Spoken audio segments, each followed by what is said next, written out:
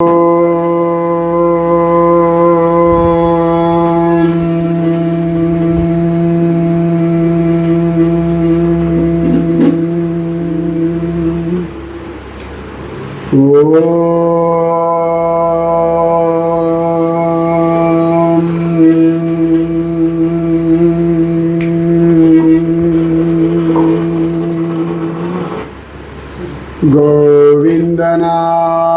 संकीर्तनं गोविन्द गोविन्द।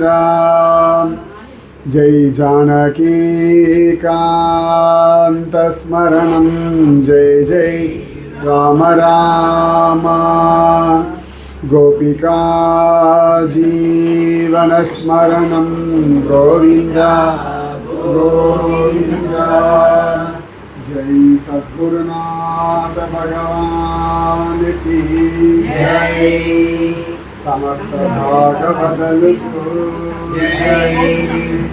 हे गुरु विष्णु भजे, हे गुरु ब्रह्मं भजे, हे गुरु कमल नयनं भजे, हे गुरु कर कोमलं भजे, ये गुरु पाद पंकजं भजे, ये गुरु विद्यारूपं भजे, ये गुरु ज्ञान वैराग्यं भजे, ये गुरु मोक्ष साधनं भजे, ये गुरु वेदारूपं भजे, ये गुरु वेदात्मस्मरणं भजे, ये गुरु सकल सौभाग्यं भजे। उन्दिपूत उत्तमने वाळि उयर्वेदनायकने वाळि உலகளந்த மாயவனே வாழி நாயகனே வாழி வித்தில்லா பொருளே வாழி விந்தையே வந்தாய் நீ வாழி ஒப்பில்லா மாயவனே வாழி உலகளந்தோனே என் குருவே சரணம். கஸ்தூரிதிலகம் லலாட்டபடலே வக்ஷஸ்தலே கௌஸ்துபம் நாசாக்ரே நவமௌக்திகம் करतले वेणुं करे कंगणं सर्वांगे हरिचन्दनं च कलयन् कंठे च मुक्तावलिं गोपश्री परिवेष्टितो विजयते गोपालचूडामणिः।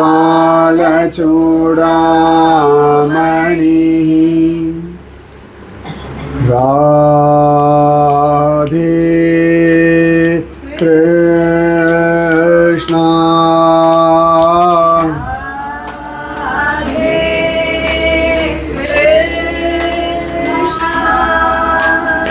Radhe Krishna Radhe Krishna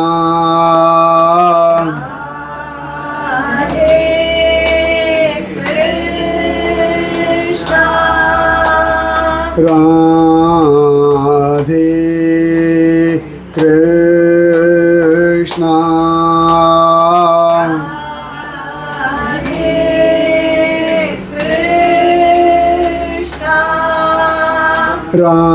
Radhe Krishna Radhe Krishna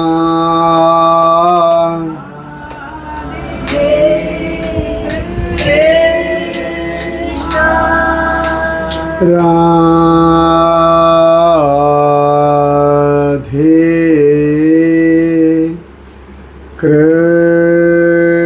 Krishna.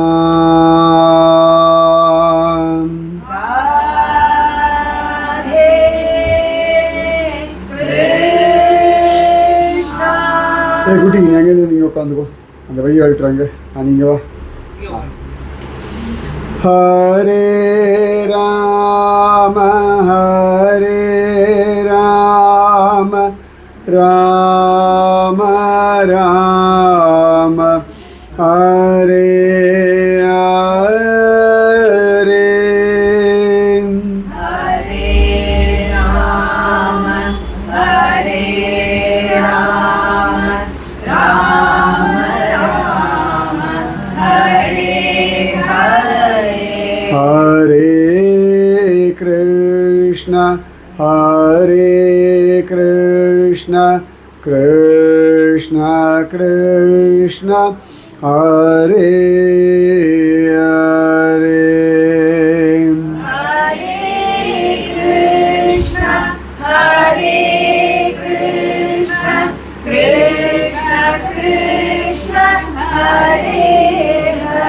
Hare Rama, Hare Rama, Rama Rama, Hare Hare. Hare Krishna, Krishna Krishna, Hare Hare. Hare Krishna, Krishna Krishna, Hare Hare. Hare Rama, Rama Rama, Hare Hare. Hare Krishna, Krishna Krishna, Hare Hare. Hare Krishna, Krishna Krishna, Hare Hare. Hare Rama, Rama Rama, Hare Hare. Rama, Hare Hare.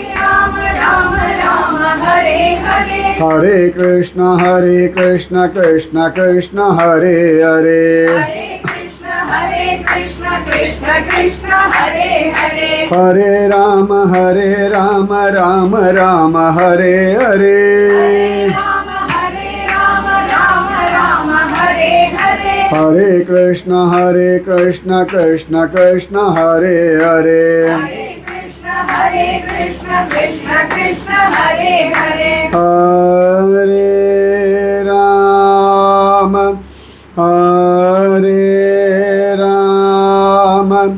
Rama Rama, Hare Hare.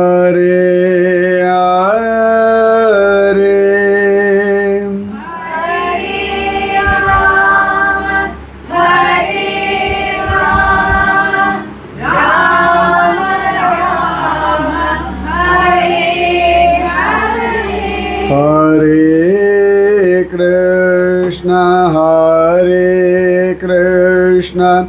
Krishna Krishna, Hare Hare. Krishna Krishna, Hare Hare.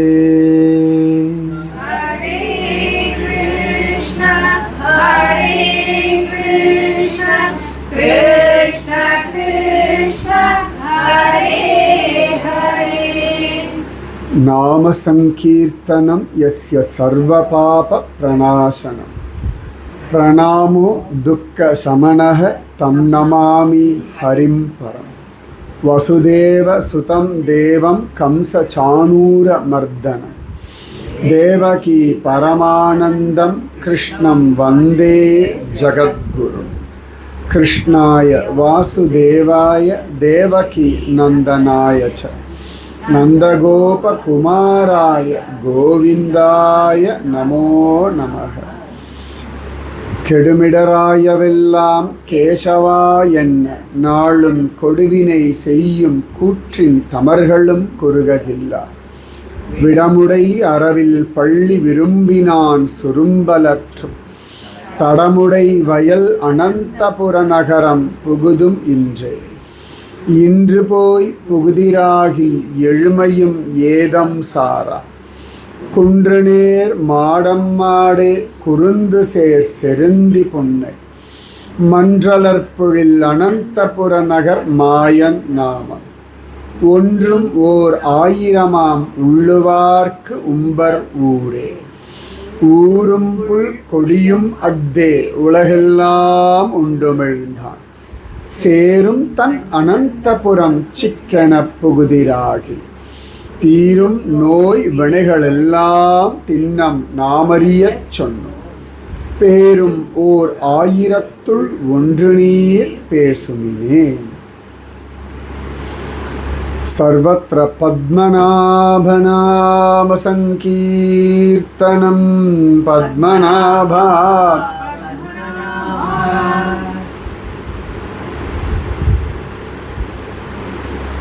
இந்த வாழ்க்கை அழகான ஒரு விஷயம். இதில் நமக்கு ஷரீரம் இருக்குது. First base, இந்த வாழ்க்கையில் வாழறதுக்கான ஆதாரம் ஷரீரம். அதனால தான் ஷரீரத்தை பேஸ் பண்ணி ஆதார் கார்டு கொடுக்குறோம். அதனால தான் ஆதார்னு பேர் இருக்குது. நீ தான் அந்த ஆள் அப்படின்றதுக்கான ஆதார் இந்த ஆதாரம் தான். அதனால் முதல்ல ஷரீரம் இருக்குது நம்மக்கிட்ட. இந்திரியங்கள் இருக்குது. 5 கர்மேந்திரியங்கள், 5 ஞானேந்திரியங்கள், மனசு, கண்ணு, காது, மூக்கு, நாக்கு எல்லாம் இருக்குது. சில சமயங்களில் அங்கஹீனம் இருக்கிறவாளுக்கு சில பேர் கண் இருக்காது, மாதிரிலாம் உண்டு. எப்படி இருந்தாலும் மனசு உண்டு. ஸோ இப்போ நமக்கெல்லாம் பார்த்தோம்னா 5 கர்மேந்திரியங்கள், 5 ஞானேந்திரியங்கள், ஒரு மனசு. ஸோ உடம்பு இருக்குது, இந்திரியங்கள் இருக்குது, மனசு இருக்குது. இது 3 இருக்குது. இதை 3 பேஸ் பண்ணி தான் நம்முடைய வாழ்க்கை நடந்துட்டுருக்கு. இப்படி தான் நாம் நினச்சிக்கிறோம். இதை தாண்டி ஆத்மா இருக்கிறதுனால தான் இது 3த்துக்கும் பலம். ஆத்மா கிளம்பி போயிடுத்துன்னா கண் இருக்கும், பார்க்காது. காது இருக்கும், கேட்காது. தோல் இருக்கும், அதுக்கு சூடும் தெரியாது, சில்னஸும் தெரியாது, காற்று பட்டா தெரியாது, வேர்க்காது. உசுறு இல்லாத உடம்புக்கு வேர்க்காது. உசுறு இருக்கிற உடம்புக்கு தானே வேர்வையெல்லாம் வரும். ஏன்னா உள்ளுக்குள்ளே ஆத்மா இருக்க வரைக்கும் தானே வேர்வையெல்லாம். அப்போ ஆத்மா அதுக்கு இதெல்லாம் கொடுக்கப்பட்டிருக்கு. நாம ஆத்மா. இதுக்கு பெருசாக நீங்கள் ப்ராக்டிக்கலாக நான் ஆத்மான்னு எல்லாம் தியரிட்டிக்கலாகவே போதும். நான் ஆத்மா, அவ்வளோதான். எனக்கு உடம்பு இருக்குது, எனக்கு இந்திரியங்கள் இருக்குது, எனக்கு மனசு இருக்குது. இது எல்லாத்தையும் கொண்டு நாம் வாழ்வதற்கு இந்த உலகம் இருக்குது. ஸோ உலகம் ஏற்கனவே சிருஷ்டிச்சாச்சு. இப்போ உடம்பு கொடுத்தாச்சு, இந்திரியங்கள் கொடுத்தாச்சு, மனசு கொடுத்தாச்சு. இதை கொண்டு வாழணும்.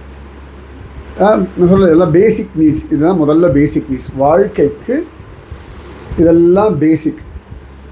இப்போ இது எல்லாமே அழகாக கொடுத்தாச்சு நமக்கு. இப்போ கால் இருக்கிறதுனால தான் இங்கே வந்தோம். கண் இருக்கிறதுனால தான் அட்ரஸ் பார்த்து தேடி கண்டுபிடிச்சி எந்த தெருவுன்னு நுழைஞ்சோம். இப்போ காது இருக்கிறதுனால தான் உட்காந்து கேட்டுருக்கேன். வாய் இருக்கிறதுனால நான் பேசின்னு இருக்கேன். அப்போ இது எல்லாம் நம்மக்கிட்ட இருக்குது. இதை கொண்டு வாழணும். உலகம் இப்போ இன்றைக்கி இந்த ஆற்றுல சத்சங்கம் நடக்கிறதுனா திருவனந்தபுரத்தில் இந்த இடத்துல இந்த வீட்டில் ஒரு சத்சங்கம். அப்போ உலகம் இருக்குது, உடம்பு இருக்குது, இந்திரியங்கள் இருக்குது, மனசு இருக்குது. இந்த உலகத்துலேயே அந்த பஞ்சபூதங்கள் வந்துடும். ஆகாசம், காற்று, அக்னி, ஜலம், பிருத்வி, இது எல்லாம் வந்துடும். என்கிட்ட ஒன்றும் இல்லைன்னு சொல்லாதீங்க. முதல்ல இவ்வளவு இருக்குது, இவ்வளவும் இருக்குது. இது இல்லாமல் இதெல்லாம் ஓகே. நீங்கள் பிரத்யக்ஷத்தை பார்க்குற விஷயங்கள், சரீரம், இந்திரியங்கள், உலகம், மனசு உண்டு. மனசே சரியில்லை, மனசுக்கு உருவம்லாம் இல்லை, ஆனால் மனசு சரியில்லை, மனசு டென்ஷனாக இருக்குது, மனசு ஆனந்தமாக இருக்குது, மனசு குழப்பமாக இருக்குது, மனசு டல்லாக இருக்குது. இவ்வளோ டிஃப்ரென்ஸ் கொடுக்குறோம். அது கருப்பா, சிவப்பா, வெள்ளையா ஒன்றும் தெரியாது, ஆனால் அது அப்படியே இருக்குது. அப்போ மனசு இருக்குது, எல்லாம் இருக்குது. இவ்வளோ தான் இருக்கா? நம்ம வாழறதுக்கு இவ்வளோ தான் இருக்கா உலகத்தில்? வேறு என்ன இருக்கு? நான் உலகம் சொல்லிட்டேன், இந்திரியங்கள் சொல்லிட்டேன், மனசு சொல்லிட்டேன், சரீரம் சொல்லியாச்சு, பஞ்சபூதங்கள் சொல்லியாச்சு. அவ்வளோதானா? பரமாத்மா ஒருத்தன் கூட இருக்கானே. இந்த வாழ்க்கையில் கூட பரமாத்மாவும் நம்மளோட இருக்கான். இதெல்லாம் டக்கு டக்குன்னு புரிஞ்சு விடுது. வேறு என்ன பரமாத்மான்னு வரமாட்டேங்குது இல்லையா? ஃபஸ்ட்டாதானே அவனருளாலே இத்தனையும் கிடச்சது. அவனருளாலே சரீரமாக இருக்கட்டும், புத்தியாக இருக்கட்டும், மனசாக இருக்கட்டும், இந்திரியங்களாக இருக்கட்டும், பஞ்சபூதங்களாக இருக்கட்டும், அதனுடைய பஞ்ச தன்மாத்திரைகளாக இருக்கட்டும், இந்த விஷயங்கள் எல்லாம் அவனுடைய அனுகிரகத்தினாலே கிடச்சிருக்கு. நீங்கள் உபயோகப்படுத்தினா போதும். உபயோகப்படுத்திக்கணும், இவ்வளோதான். ஒரு சின்ன குழந்தை இருந்தால் எல்லோரும் உபயோகப்படுத்திக்கிறதோன்னு அது அழகாக அழுவும், உடனே எல்லோரும் போய் கொஞ்சுவோம், என்ன ஆச்சுன்னு கேட்போம். எப்படியோ அழுகிய சமத்தா நம்மளை யூட்டிலைஸ் பண்ணிக்கிறதுல பர்ஃபெக்டாக தெரிஞ்சது எதுன்னா குழந்தைகளுக்கு தான். தாத்தாவை எப்படி யூட்டிலைஸ் பண்ணிக்கணும், பாட்டி எப்படி யூட்டிலைஸ் பண்ணிக்கணும், அம்மா அப்பாவை எப்படி யூட்டிலைஸ் பண்ணிக்கணும், தன்னை கொஞ்சரவாளை எப்படி யூட்டிலைஸ் பண்ணிக்கணும், தன்னை மிரட்டுறவாளை எப்படி யூட்டிலைஸ் பண்ணிக்கணும், க்ளீனாக தெரியும். அது ரொம்ப பர்ஃபெக்ட். நாம் குழந்தைகளை பார்த்து கற்றுக்கணும். நமக்கு தான் யூட்டிலைஸ் பண்ணிக்க தெரியல, ஆதிகாரம் யூட்டிலைஸ் பண்ணிக்க தெரியல, கொண்டாட்டி யூட்டிலைஸ் பண்ணிக்க தெரியல, ஃப்ரெண்ட்ஸை யூட்டிலைஸ் பண்ணிக்க தெரியல. யூட்டிலைஸ் பண்ணாலும் மாட்டின்ட்டுறோம். உனக்கு வேணும் அப்படி யூட்டிலைஸ் பண்ணி அப்புறம் கண்டுக்க மாட்டேங்க.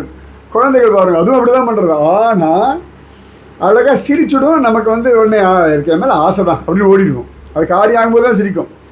அது பிஸியாக விளையாடும்போது நம்மளாம் வேண்டாம். அப்போ உபயோகப்படுத்திக்கோங்க வாழ்க்கையை, இயற்கையை, பஞ்சபூதங்களை, பஞ்ச இந்திரியங்களை, மனசை, உடம்பை. ஏன்னா இந்த உடம்புக்கு ஒரு எக்ஸ்பைரி டேட் உண்டு. இது முதல்ல புரிஞ்சுக்கணும்.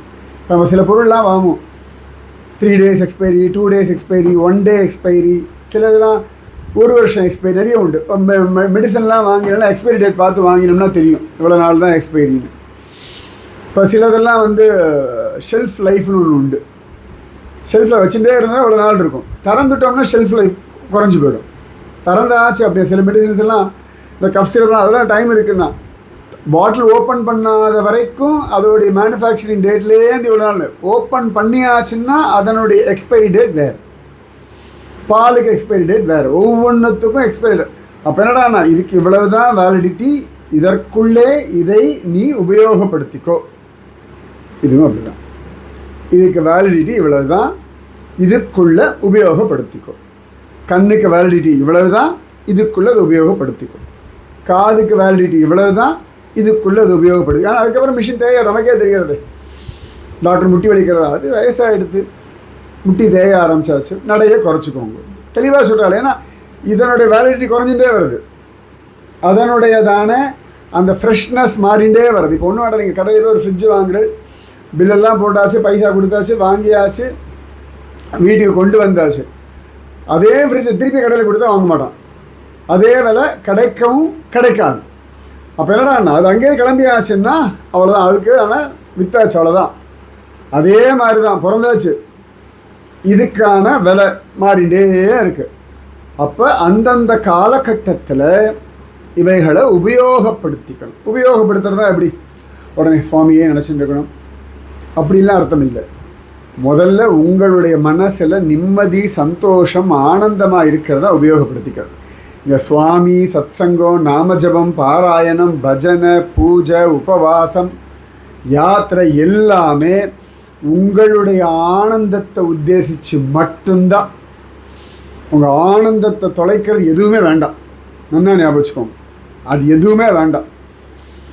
ஆனந்தம் போகும் அப்படின்னா அதை விட்டுவிடு அப்படின்றான். உனக்கு எதனால ஒரு துக்கம் வருதா, அந்த துக்கம் கொடுக்கறத நீ விட்டுடுன்றா.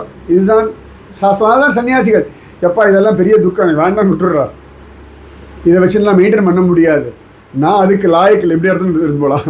சன்னியாசிகள் இதெல்லாம் வச்சு மெயின்டைன் பண்ண நமக்கு அந்த பொறுமையெல்லாம் கிடையாது, அதுக்கெல்லாம் எனக்கு லாயக்கு இல்லை, நமக்கு அந்த வக்கு இல்லை, இதோட இதை நான் விட்டுடுறேன். என்ன தைரியம் பண்ணதுக்கு?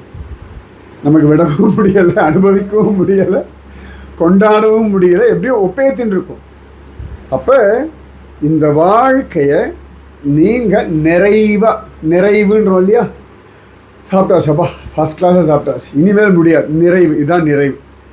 நன்னா சாப்பிட்டாச்சு, அந்த மொமெண்ட் பரவாயில்ல, நன்னா சாப்பிட்டாச்சு, அந்த நிறைவு இது இல்லையா. அந்த மாதிரி வாழ்க்கையில் ஒவ்வொரு விஷயத்திலையும், ஒவ்வொரு நாளும், ஒவ்வொரு சம்பவத்திலையும் ஒரு நிறைவு வரணும். ஒரு நிறைவு. சண்டை போட்டால் நிறைவாக சண்டை போடணும். அரைக்குறையாக விட்டுவிட்டான், அந்த பாயிண்ட்டை விட்டுட்டேன் அப்படின்னு 3 நாள் அந்த பாயிண்ட்டை உள்ளுக்குள்ளேயே வச்சுருக்கூடாது. திருப்பி ஞாபகம் வச்சா போய் கேட்டு முடிச்சிடணும். சார் அப்புறம் நான் திருப்பி சான்ஸ் மாதிரி கேட்க முடிச்சிடணும். எதையுமே எல்லாத்தையும் நிறைவாக. அரைக்குறையாக குளிச்சுட்டு வருவோமா, ஒரு நிறைவு இருக்காது. இப்போ அவசர அவசரமாக குளிச்சோம்னு வச்சுக்கோங்க, நிறைவு இருக்காது. நமக்கு ஒரு பேட்டர்ன் இருக்கும் குளிக்கிறதுக்கு, நமக்கு ஒரு பேட்டர்ன் இருக்கும் ரெடி ஆகிறதுக்கு, நமக்கு ஒரு பேட்டர்ன் இருக்கும் சமைக்கிறதுக்கு, நமக்கு ஒரு பேட்டர்ன் இருக்கும் வெளியில் போகிறதுக்கு. அப்படி அது பண்ணும்பொழுது தான் ஒரு நிறைவு உண்டாகும். ஸோ நீங்கள் பக்தி பண்ணாலும், நாமஜபம் பண்ணாலும், பிரார்த்தனை பண்ணாலும், பஜனை பண்ணாலும், உபவாசம் இருந்தாலும், உங்கள் வீட்டு வேலைகள் பண்ணாலும் ஆஃபீஸ் வேலை பண்ணாலும் மனசு நிறைவாக நான் நன்னா பண்ணேன் அப்படின்ற ஒரு திருப்தி. அதனால் இந்த வாழ்க்கையில் அந்த நிறைவு வேணும். ஸோ இந்திரியங்கள் இருக்குது, மனசு இருக்குது, உடம்பு இருக்குது, பகவான் இருக்கான், பஞ்சபூதங்கள் இருக்குது, பஞ்ச தன்மாத்திரைகள் இருக்குது, உலகம் இருக்குது. இந்த பஞ்ச தன்மாத்திரைகள் ஒன்றும் உங்ககிட்ட பாரபட்சமாக நடந்துக்கிறது இல்லை. அதாவது யாரும் என்னை கவனிக்கிறதில்ல, யாரும் என்னை கொண்டாடுறதில்ல, யாருக்கு என் மேலே விலை இல்லை, நிறைய புலம்புவோம் இல்லையா? நல்லா கவனித்து பார்த்தோம்னா பஞ்ச தன்மாத்திரைகளில் ஒன்றும் பாரபட்சம் இல்லையே. ஆகாசம் பணக்காரனுக்கு ஒரு விதமாக, ஏழைக்கு ஒரு விதமாக இல்லையே, படித்தவனுக்கு ஒரு விதமாக, படிக்காதவனுக்கு ஒரு விதமாக இல்லையே. ஆகாசம் ஒரே மாதிரி இருக்குது, காற்று அதுவும் அப்படி தானே சமமாக தானே இருக்குது. கடல் தண்ணியை யார் எடுத்து குடித்தாலும் உப்பு கரிக்கத்தான் போகிறது, மாற்றம் இல்லை. பூமி எல்லாரையும் தான் தாங்கிட்டு இருக்கு. நெருப்பு குழந்தை தொட்டாலும் சுடும், ஞானி தொட்டாலும் சுடும், சயின்டிஸ்ட் தொட்டாலும் சுடும், அது என்னன்னு புரியாதவன் தொட்டாலும் சுடும். நெருப்பினுடைய ஸ்வபாவம் அது. அப்போ பாரபட்சம் கிடையாது. இப்போ வாழைப்பழம் இருக்குது, அது குரங்கு சாப்பிட்டாலும் அதே டேஸ்ட்டு தான், மனுஷன் சாப்பிட்டாலும் அதே டேஸ்ட்டு தான். அதனுடைய விட்டமின்ஸ், அதில் இருக்கக்கூடிய நல்லதுகள் தெரிஞ்சு சாப்பிட்றவனுக்கும் அதே டேஸ்ட்டு தான். இது எதுவுமே தெரியாமல் குழந்தை நன்னா இருக்குன்னு சாப்பிட்டாலும் அதுக்கு என்ன பழங்கு பேர் கூட தெரிய வேண்டாம், ஆனால் அதுக்கும் அதே டேஸ்ட்டு தான். தண்ணீர் யார் குடித்தாலும் தாகம் அடங்க தான் போகிறது, யார் குளித்தாலுமே தண்ணீர் உடம்பை சுத்தப்படுத்த தான் போகிறது.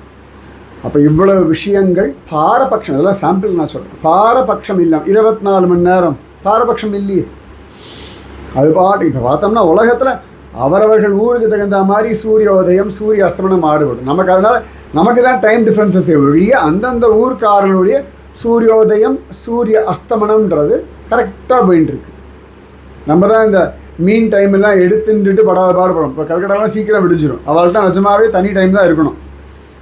வெஸ்ட்லலாம் லேட்டாக தான் விடியும், பாம்பே பக்கம் குஜராத் பக்கம் அங்கெல்லாம் வேறு டைம் தான் இருக்கணும். ஆனாலும் மாறி தான் இருக்குது. நமக்கு ஏற்ற மாதிரி நம்ம சௌரியத்துக்காக எல்லாமே இந்த மீன் டைமிங் எல்லாம் கொண்டு வந்திருக்கோம்.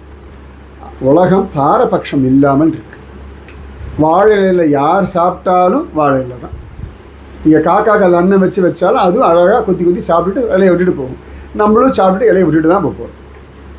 அப்போ உலகத்தில் பாரபட்சம் இல்லை, உலகத்தில் எல்லா விஷயங்களும் இருக்குது.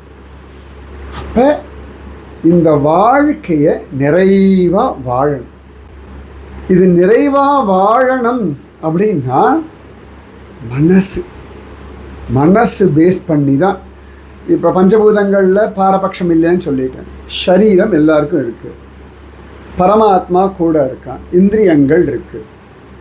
அப்போ இது அழகாக உங்களுக்கேற்றா போல உங்கள் வாழ்க்கையை பரிபூர்ணமாக அனுபவிக்கும்படியாக நீங்கள் தான் மாற்றிக்கணும்.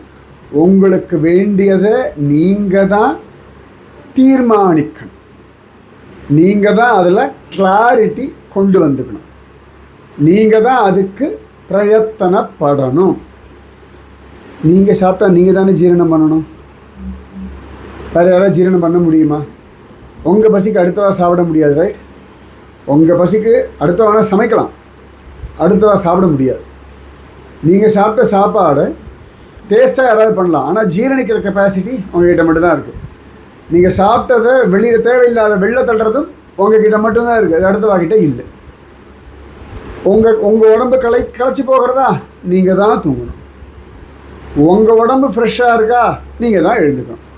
Simple, very simple. எல்லாமே உங்கள் பிரயத்தனம். ஸோ உங்களுடைய பிரயத்தனம்ன்றது தான் ரகசியம். அதனால தான் சனாதன தர்மம் தனி மனிதர்களை குறித்து அவ்வளோ விஷயங்களை சொல்லியிருக்கு. பகவத்கீதை ஒரு ஜீவனை பேஸ் பண்ணி தானே சொல்கிறான். நல்லா கவனிச்சு பாருங்கள். அர்ஜுனன்ற ஒரு ஜீவன், அவனுடைய குழப்பம், அதை பேஸ் பண்ணி தான் பகவான் ஆத்மா கர்மா எல்லாம் சொல்லிட்டு வரான். நல்லா கவனிச்சு பாருங்க. பகவத்கீதைன்றது சிங்கிள் பாயிண்டடாக ஒரு ஜீவனை பார்த்து நீ ஜீவன், நீ உனக்கு கர்மா உண்டு, ஸ்ரத்தையோடு பண்ணு, மனசை கட்டிக்காத, உன் கூட நான் இருக்கேன், என்னை சரணடை, உனக்கு எனக்கும் பல ஜென்மம் ஆயிடுத்து, எல்லாம் எனக்கு தெரியும் உனக்கு தெரியாது. உங்ககிட்ட நேரடியாக பேசுகிற ஒன்று கீதை.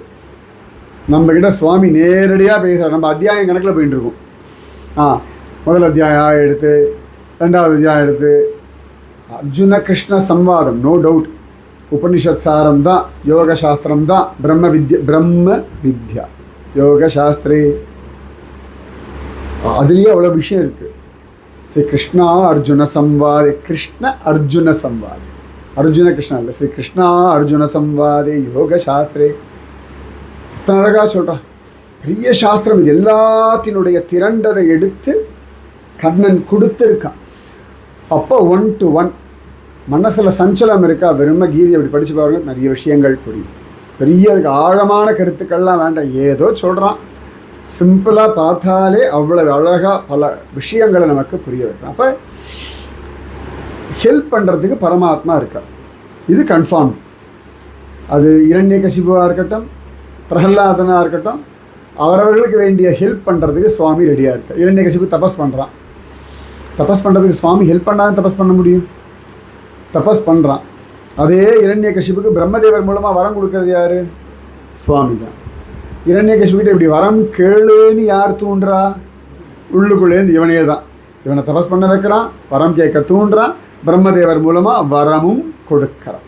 அப்போ சுவாமியினுடைய சகாயம் ஃபாரவர் நம்ம எல்லாருக்கும் உண்டு. நீங்கள் குடும்பத்தில் இருந்தாலும் சரி, சம்சாரத்தில் விட்டு வெளில எங்கேயாவது போனாலும் சரி, வானப்பிரஸ்தமோ பிரம்மச்சரியமோ எதில் இருந்தாலும், எந்த ஸ்திதியில், ஆணோ பெண்ணோ, படிச்சிருக்கோமோ இல்லையோ, ஸ்மார்ட்னஸ் இருக்கோ இல்லையோ, டென்ஷனாக இருக்கோமோ ரிலாக்ஸ்டாக இருக்கோமோ, முட்டாளாக இருக்கோமோ பைத்தியக்காரனாக இருக்கோமோ, நிச்சயமாக சுவாமியினுடைய சகாயம் உண்டு. இதில் மாற்று கருத்தே கிடையாது. இப்போ எத்தனையோ குழந்தைகள்லாம் இந்த டவுன் சிண்ட்ரம்னு சொல்லுவாள். சில குழந்தைகளுக்கெல்லாம் இந்த ஆட்டிசம் இருக்கும். ஆனால் அந்த குழந்தைகளிடத்துலையும் கருணை கொண்டு அவளுக்கு வேண்டியதை பண்ணுறதுக்கும் பகவான் ஆளை நியமிச்சிருக்கானா இல்லையா?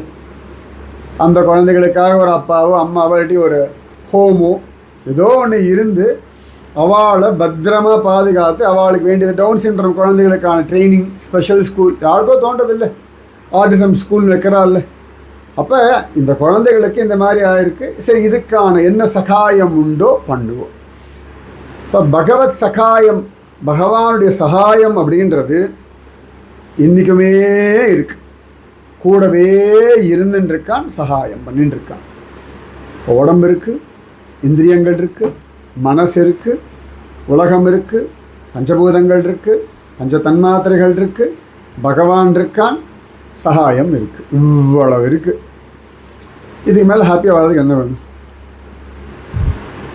இதுக்கு மேலே வேறு என்ன வேணும்? இப்போ இதெல்லாம் இல்லை அப்படின்னா என்னத்தை பண்ணுவேன்?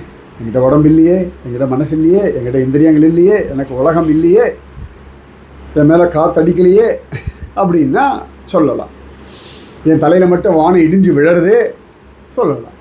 இல்லையே, இது எல்லாம் அழகாக நடந்துருக்கு. அப்போ இதுக்கு மேலே ஆனந்தத்துக்கு என்ன வேணும்? பரமாத்மா கூட இருக்கான், சகாயமும் பண்ணுறான். சகாயம் பண்ணாமல் கிடையாது. இப்போ ஏற்கனவே சொல்லிடுறேன், ராட்சசா முதற்கொண்டு எல்லாருக்கும் சகாயம். சகுனிக்கும் அவன் தான் சகாயம் பண்ணுறான், துரியோதனனுக்கும் அவன் தான் சகாயம் பண்ணுறான், அர்ஜுனனுக்கும் அவன் தான் சகாயம் பண்ணுறான். அப்போ அந்த சகாயம் எல்லாம் பண்ணிட்டு இருக்கான். நாம் ஆனந்தமாக வாழணும். இவ்வளவு சகாயம் எதுக்கு? இப்போ சொல்கிறோம் இல்லை, குழந்தைய எல்லாம் பண்ணிட்டு தானே கொஞ்சம் சந்தோஷமாக இரு, கொஞ்சம் ஃப்ரெஷ்ஷாக தான் இரு, கொஞ்சம் சிரிச்சுட்டு தான் இரு, ஏன் உருன்னு இருக்க கேட்போம்ல. இதோட என்ன தான் பண்ணி தொலைணும், உனக்கு கோவம் வரும்ல, எல்லாம் பண்ணி தொலைச்சாச்சு, இப்போ ஏன் உருன்னு இருக்கா, இதுக்கு மேலே என்ன தான் பண்ண எதிர்பார்க்குறேன் அப்படின்னு. இந்த மாதிரி சுவாமி பத்மநாபன் இதுக்கு மேலே என்ன பண்ணுன்ற, நான் திருவனந்தபுரத்தில் வச்சுருக்கேன், வந்து லைனில் நின்று போனால் போட்டு 4:30 மணிக்கு சீனியர் சிட்டிசன் கொடுத்தாச்சு. அதுலேயும் கூட்டக்கூடாதுன்னு சொல்ல முடியாது. ஒன்று மாதிரி நிறைய கிழங்கள் இருக்குது, எல்லா கிழத்துக்கும் நான் கூப்பிடுவேன். நீ வேணால் 3:45 வந்து நின்றுக்கோ, கதவை தவிர முதல்ல வந்து நின்று, இவ்வளோ தான் நான் பண்ண முடியும். நான் 4:55 வருவேன், உள்ளே போன ரைட் ரயிலில் கடன்னு அப்படியே வைகுண்ட கதவே திறக்கல சனகாதி முடியவர்களுக்கு. அட்லீஸ்ட் ட்ரிவாண்டரத்தில் இருக்கும் சீனியர் சிட்டிசன் தரிசனம். எனக்கு தெரியும் எத்தனையோ திருப்பதி போவா, சீனியர் சிட்டிசன் தரிசனம் நம்பி போவா. எத்தனை பேர் நான் பார்த்துருக்கேன், அங்கே சீனியர் சிட்டிசன் தரிசனம்லாம் உண்டு திருப்பதியில். முதல்ல திருவனந்தபுரத்தை பாருங்கள், அப்புறம் திருப்பதி பார்க்கலாம். இங்கே செலவெல்லாம் பண்ண வேண்டாம், ரூம் எல்லாம் புக் பண்ண வேண்டாம், ட்ரெயினில் போக வேண்டாம், ட்ராவல் பண்ண வேண்டாம், 2 தெரு தள்ளி போயாச்சுன்னா பத்மநாபர் கோவில், அப்படி லைனில் நின்றுட்டேன்னா போதும். அப்போ சுவாமி எல்லாம் பண்ணியிருக்கார். இந்த வாழ்க்கையை அனுபவிக்கணும், இதுதான் மெயின். இந்த வாழ்க்கையை அனுபவிக்கிறதுக்கு தான் பிரசாதம். பிரசாதம்னா என்ன அர்த்தம்? பிரசாதம் நீ சொல்ல. பிரசாதம் என்ன அர்த்தம்? பிரசாதம்னா என்ன அர்த்தம்? உங்களுக்கு தெரிஞ்சு சொல்லுங்கள், தப்பெல்லாம் கிடையாது. பொதுவாக பிரசாதம்னா கன்னி மாங்காய், திருப்பதி லட்டு, அம்பலப்பழ பாயசம், இப்படி தானே, பால் பாயசம். அந்த கோவில் ரைட். பகவானுக்கு ஆஃபர் பண்ணுறது எல்லாம், ஆஃபர் பண்ணிட்டு நமக்கு வர்றது எல்லாமே பிரசாதம். பகவானுக்கு ஆஃபர் பண்ணுறது நிவேதனம், ஆஃபர் பண்ணிவிட்டு நமக்கு வர்றது பிரசாதம். தென் வேறு பிரசாதம் நமக்கு சாப்பாடு தப்பு கிடையாது. நமக்கு என்ன லெவல் உண்டோ அந்த லெவலில் யோசிப்போம். அதெல்லாம் சரி தப்புன்னா சொல்லலாம் முடியாது. அதான் ரைட். அப்புறம் வேறு பரவாயில்ல, தப்பாக இருந்தால் வரணும். யாரும் ஒன்றும் பெரிய சம்ஸ்கிருத வித்வான்கள்லாம் கிடையாது. அப்படியே இருந்தாலும் சம்ஸ்கிருதம் நிறைய அர்த்தங்கள் உண்டு. அதுக்கு ஒவ்வொரு இடத்துக்கு தகுந்த மாதிரி அர்த்தம் மாறுபடும். பிரசாதம் அப்படின்னா முக்கியமாக பகவானுடைய காருண்யம், கிரேஸ்.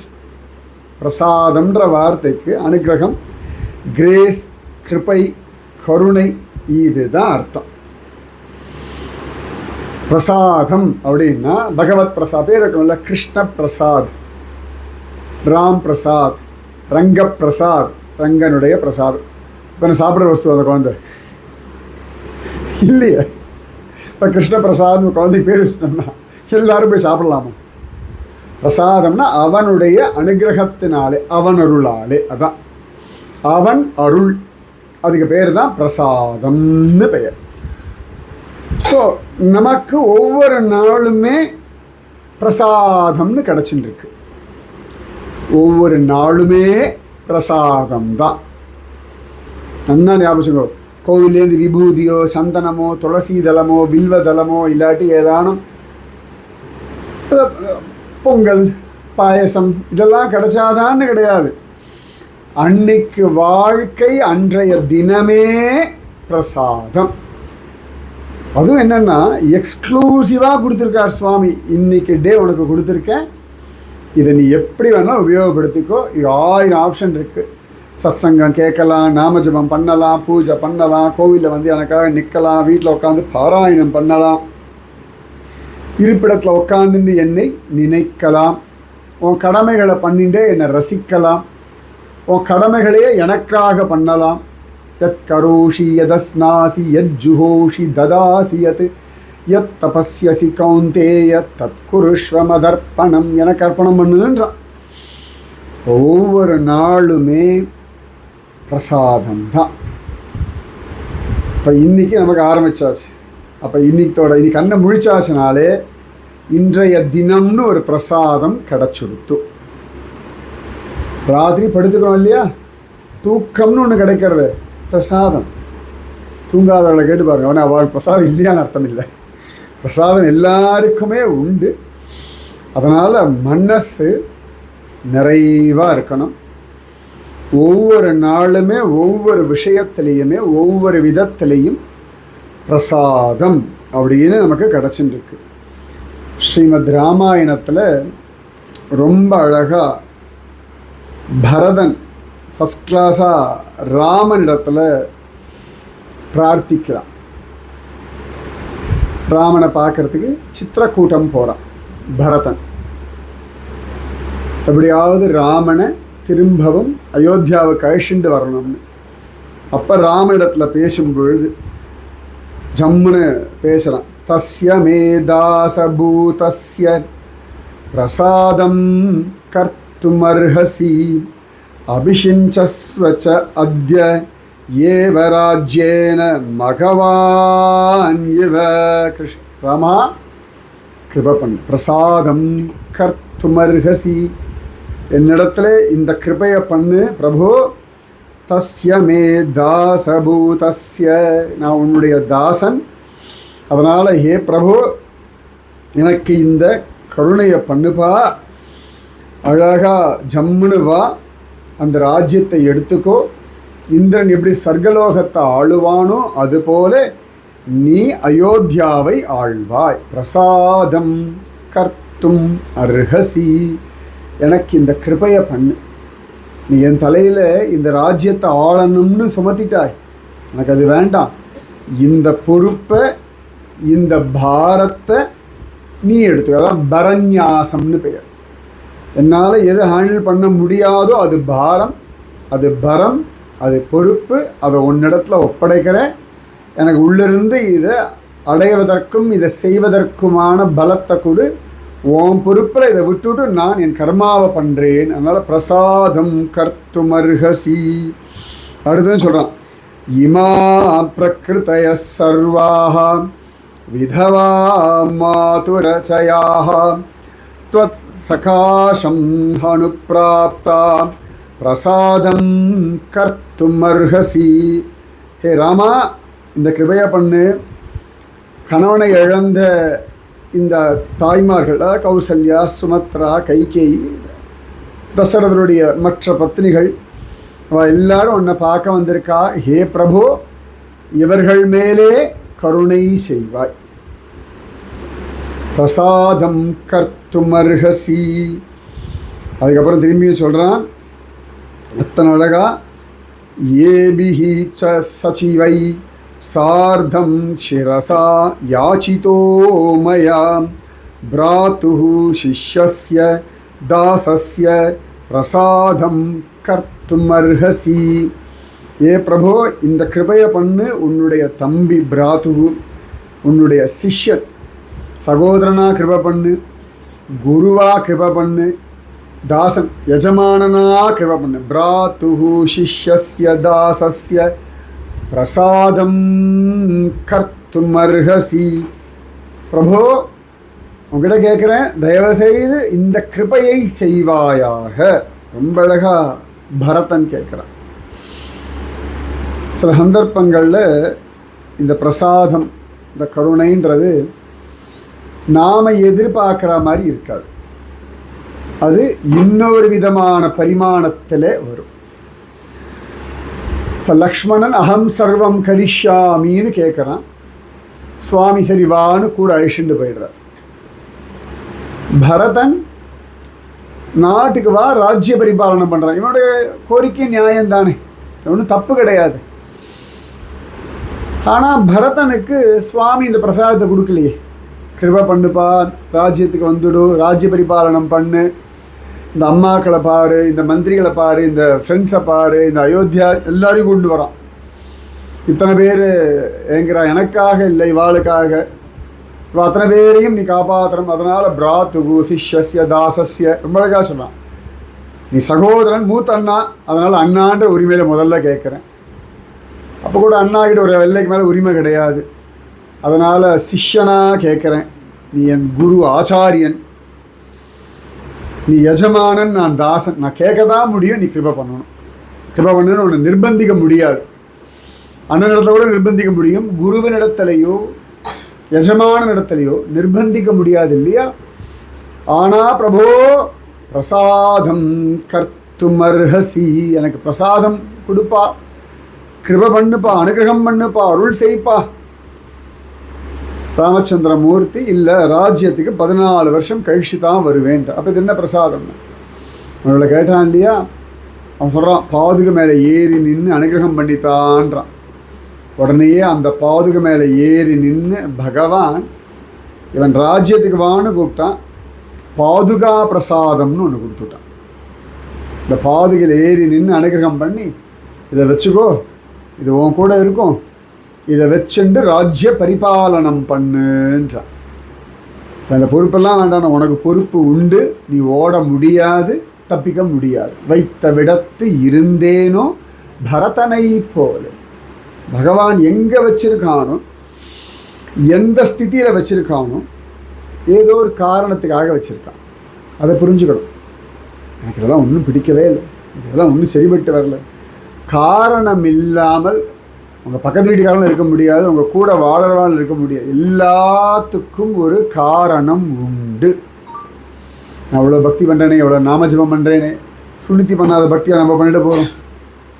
சுனித்தி அவ்வளவு பக்தி பண்ணுறா. துருவன் சரி சுனித்தியாவது சுருச்சிக்கு பயம் போகாமல் என்ன, துருவன் 5 வயசு குழந்தைக்கு என்ன தெரிய போகிறது? அந்த துருவனுக்கு 5 வயசில் சுருச்சியை கொண்டு ஒரு அவமானம். அந்த அவமானம்தான் இவனை பகவானை அடைவதற்கான முதல் விதை. இப்போ துருவனுக்கு எது பிரசாதம்? அந்த ஃபஸ்ட்டு அவமானம் தான் பிரசாதம்.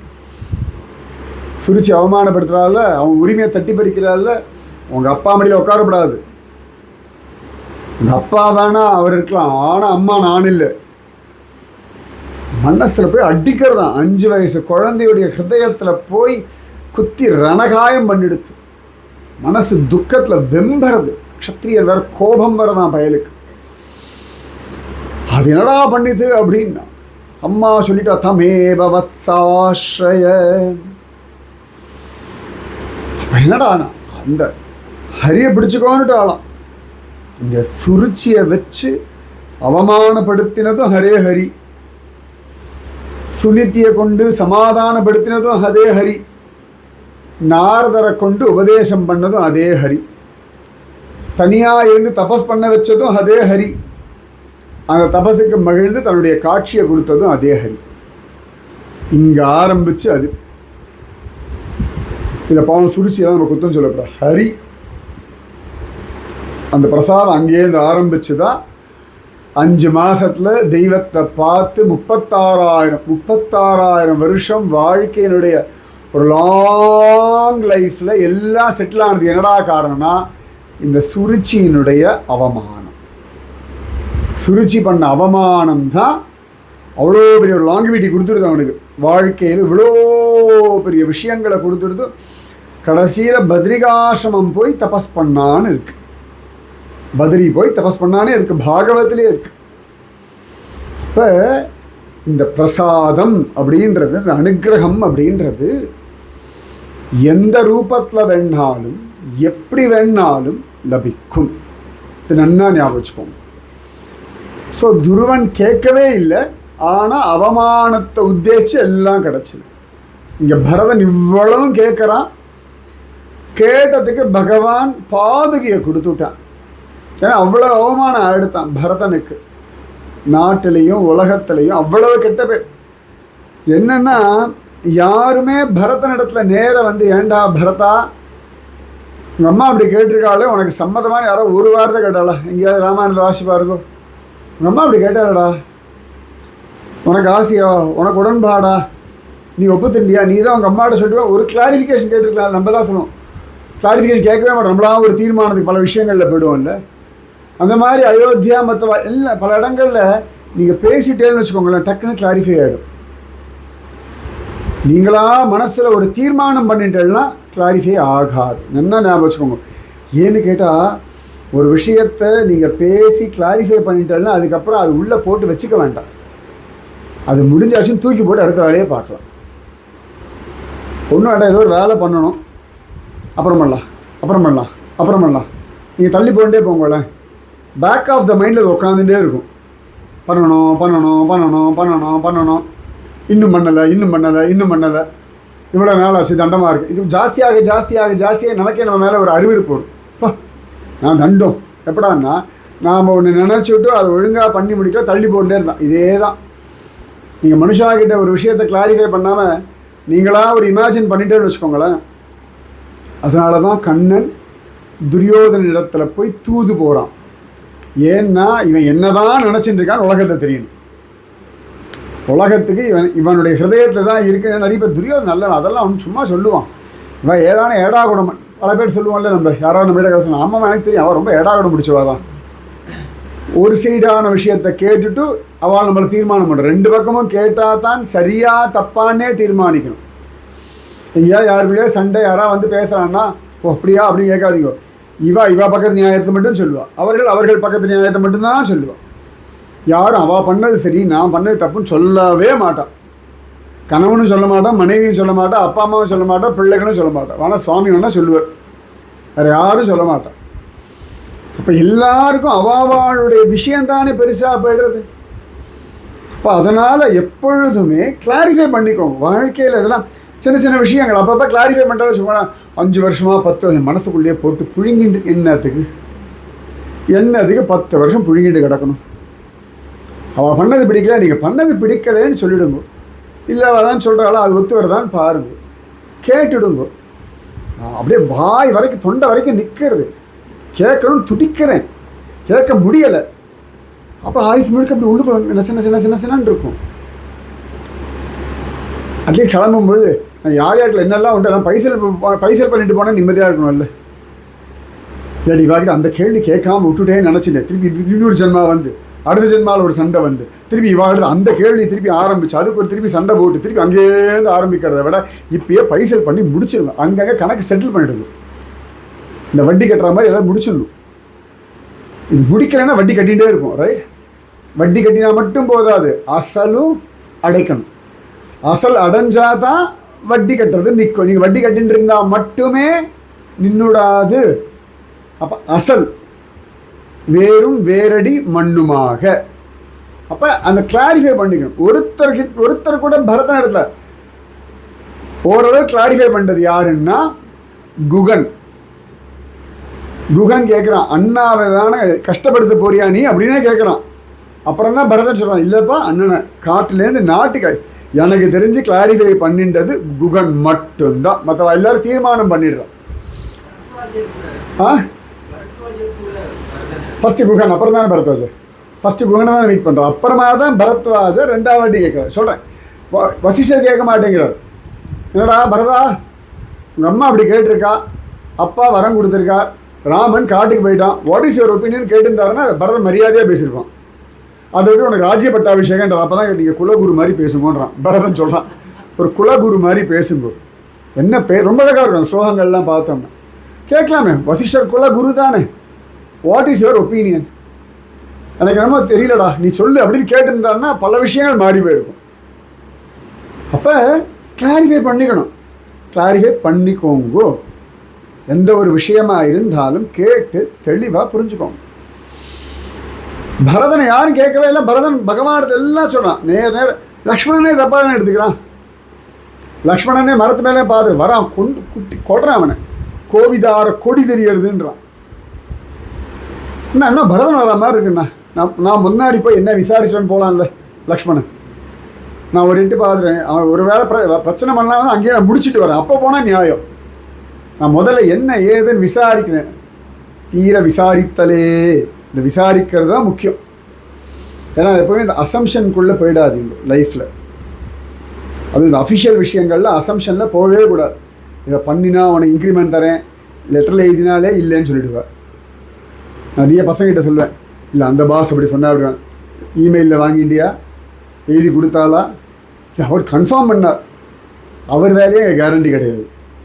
அவர் கன்ஃபார்ம் பண்ணி அவங்களை உள்ளே சேர்த்து விட்டுருப்பார். 2 நாள் கழிச்சு அவருக்கு இதோட நல்ல வேலை கிடச்சி ரிசைன் பண்ணிட்டு போயிடுவார். அப்போ என்ன ப்ரூஃப் இருக்குது? நல்லா ஞாபகம். மனிதர்கள் எழுதித்தர விஷயத்திலேயே பெல்ட்டி அடிக்கலாம். வாய் வார்த்தைகளாக சொல்கிற விஷயங்களில் எப்போ வேணாலும் மாற்றலாம், எப்படி வேணாலும் ட்விஸ்ட் பண்ணிக்கலாம், எப்படி வேணாலும் ட்விஸ்ட் பண்ணலாம். இதெல்லாம் ரொம்ப யதார்த்தமான ஒரு விஷயம். அவள் சொன்னான் அப்படியே நம்பினேன்னா, பண்ணால் சந்தோஷம், பண்ணலைன்னா ரைட்டு, இவா ஸ்திதி இவ்வளோ தான், இல்லாட்டி ஏன் பண்ணலை பண்ணுறேன்னு ஒத்துண்டலன்னு கேளுங்க. அதுக்கு மேலே ரொம்ப நம்பிக்கை வச்சுட்டு இவள் அப்படி பண்ணுவான்னு எதிர்பார்க்கவே இல்லை, இப்படி என்னை ஏமாற்றிட்டா என் முது. இந்த வசனங்கள்லாம் ஒரு பிரயோஜனம் கிடையாது. உங்களை நீங்களே மனசை போட்டு அலட்டிக்க வேண்டியது தான். அதெல்லாம் எத்தனை எதுக்கு சொல்கிறேன், மனசை லேசாக பாரம் இல்லாமல் வச்சுக்கிறதுக்காக இவ்வளோ விஷயங்களும் சொல்கிறேன். ஸோ எல்லாத்துலேயும் பரதன் இவ்வளவு கேட்டாச்சு. ராமச்சந்திரமூர்த்தி பிரசாதம் கொடுக்குற என்னடான்னா, பாதுகையை கொடுத்து ராஜ்ய பரிபாலனம் பண்ணு. என்னடா ஆச்சுன்னா, பரதனுடைய பெருமை லோகத்தில் பிரகடனமாச்சு. 14 வருஷம் ராமன் இல்லாத சமயத்தில் கூட அவ்வளோ அழகாக அவன் ராஜ்ய பரிபாலனம் பண்ணிட்டான்.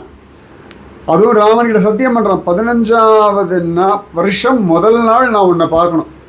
என்னடாண்ணா, 14வது வருஷம் முடியும் பொழுது நீ சரையை தாண்டி இந்த பக்கம் வந்துடணும், சுவாமிக்கு கெடு வைக்கணும், பரதன். அதுதான் அழகு.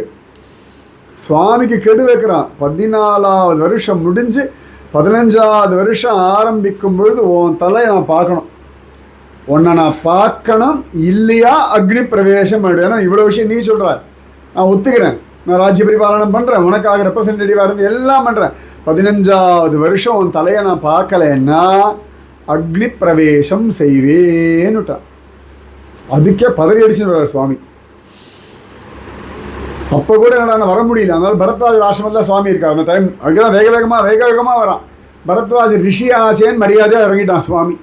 இப்போ தான் எல்லாம் முடிஞ்சிருக்கு. மறுபடியும் இவரே தான் சாபம் கொடுத்துட்டு போகிறார். பம்பே வேண்டாம், நாங்கள் உட்காந்துட்டோம். அதுக்கு தான் பயந்து அலறி அடிச்சுட்டு சுவாமி ஆஞ்சநேயன் அனுப்புகிறான். ஆஞ்சநேயன் வந்து ஆஞ்சநேயனும் பரதனும் மீட் பண்ண இடம் இன்றைக்கும் நந்தி கிராமத்தில் இருக்குது. பரத் அனுமன் மில்லன் அந்த இடத்துக்கே பேர். அதுக்கப்புறமா தான் ராமன் வந்து பரதனும் ராமனும் நந்தி கிராமத்தில் மீட் பண்ணுறா அப்படின்ட்டு. அதுக்கப்புறம் தான் எல்லாம் ஒன்றா கிளம்பி தான் அயோத்தியா போகிறார்கள்னு இருக்கு.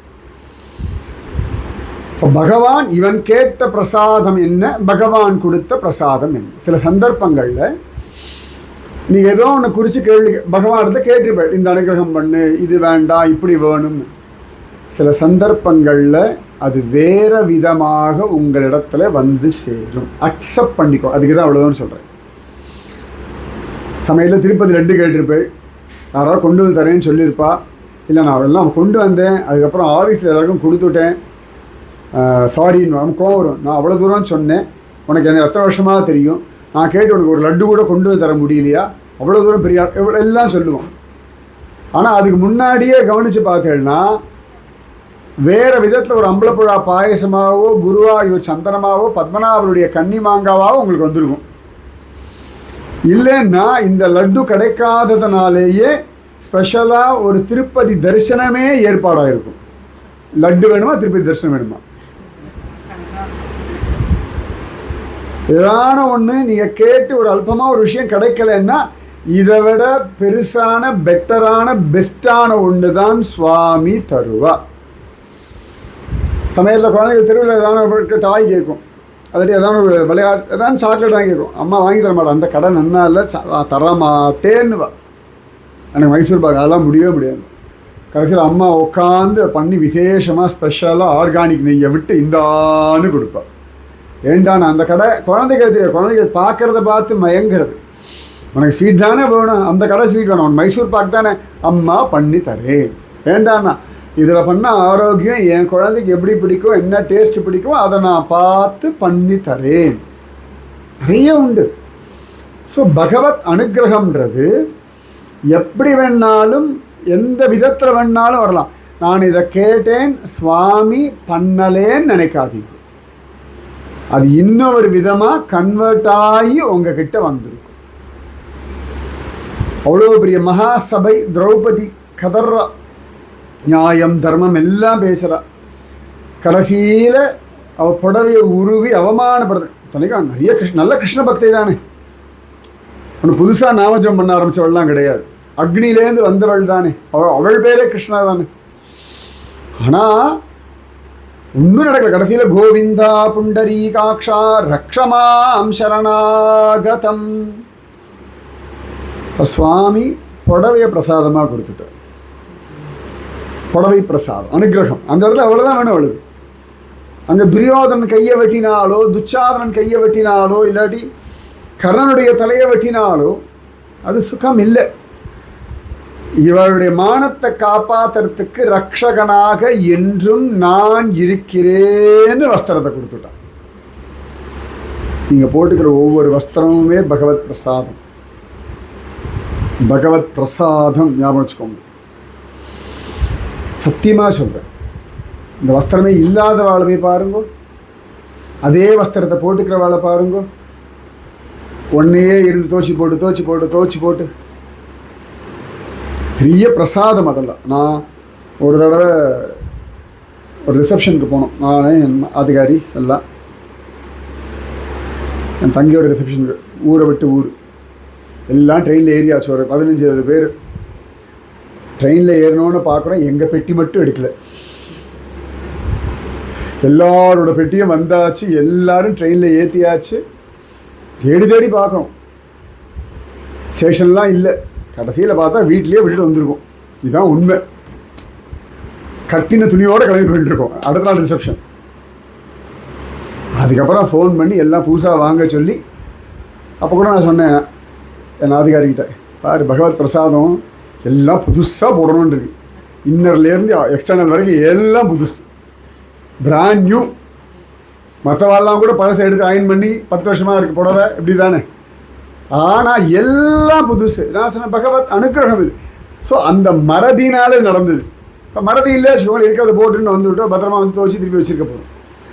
அப்போ அனுக்கிரகம் கோவிலுக்கு போனால் தானே இல்லை, ரிசப்ஷன் போகும்போது கூட அனுக்கிரகம் வரும். பிரசாதம் எந்த இடத்துல வேணாலும் எப்படி வேண்டுமானாலும் வரும், சித்திக்கும், சந்தேகம் வேண்டாம். இது ஒரு உதாரணத்துக்கு நான் சொல்கிறேன்.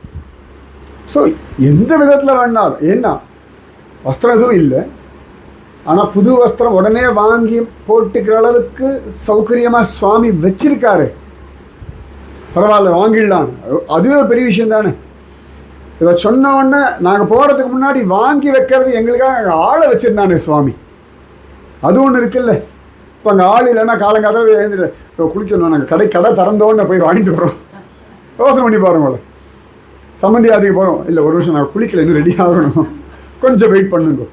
கடை திறந்தோடனே போய் அதுக்கு எல்லார்கிட்டையும் பெட்டியை மறந்துட்டோம், ட்ரெஸ் இல்லை, போய் வாங்க. அது எவ்வளோ கஷ்டம் ஒவ்வொருத்தர்கிட்டயா. இப்போ உட்காந்து மைக்கில் ஜாலியாக சொல்லிட்டு இருக்கேன், ஊழல் உலகத்துக்கே தெரியாத மாதிரி. ஆனால் அந்த மொமெண்ட்டில் போய் ஒவ்வொருத்தர்கிட்டயா சொல்லிட்டு இருக்க முடியுமா? வாங்குற நிலைமையிலையும் வாங்கிறதுக்கான ஆட்களையும் வச்சு சுவாமி இத்தனை ஒரு கிருபை. ஸோ இந்த கிருபைன்றது, அனுகிரகம்ன்றது, பிரசாதம்ன்றது பலவிதத்தில் ஜோராக மாறி மாறி மாறி மாறி வரும். இது ஞாபகம் வச்சுக்கோங்க, இதை ஞாபகம் வச்சுக்கோங்க நன்னா. ஆத்மதேவன் துந்துகாரியோட அப்பா, அவர் சத்புத்திரன் வேணும்னு கேட்டார். கடைசியில் மாடு தான் பெற்றுது கோகர்ணனை. பெண்டாட்டி பெற்றுக்கல, பெண்டாட்டி ஏமாத்திட்டா. பையன் மகா மோசம், அவளுடைய அக்கா பிள்ளைய தான் வளர்க்குறாரு. உலகத்தில் எல்லா பாபத்தையும் லிஸ்ட்டு போட்டு பண்ணிட்டு இருக்கான். ரொம்ப வருத்தப்படுறார் அவர். என்னடா அது இப்படி ஆயிடுத்து, தன்னுடைய பிள்ளையாச்சே, பதற்றம் இருக்கத்தானே செய்யும், அது ஸ்வபாவம் தானே. ஆனால் சுவாமி பாருங்கோ, அவனுக்கு பிள்ளைய கொடுக்கலன்னா கூட அவன் வீட்டில் இருக்க ஒரு மாட்டுக்கு ஒரு பிள்ளைய கொடுத்து பரம பாகவதை நான் கொடுத்துட்டு அந்த பிள்ளை சொல்கிறான், அப்பா அவனெல்லாம் நினச்சி வருத்தப்படாது, அவன் எப்படியாவது சரி பண்ணலான்னு கோயிலாக அலையாது, இவனுக்காக விரதமெல்லாம் இருக்காது, இவன் அப்படியே விட்டு விட்டு நீ பாகவத்தை எடுத்துட்டு போ, தசமஸ்கந்தம் பாராயணம் பண்ணு. என்ன ஒரு ஸ்ட்ராங் அட்வைஸ் அது. நீ இப்படியே வருத்தப்பட்டுட்டே இருந்தனா வேலைக்காகாது, விட்டுடு.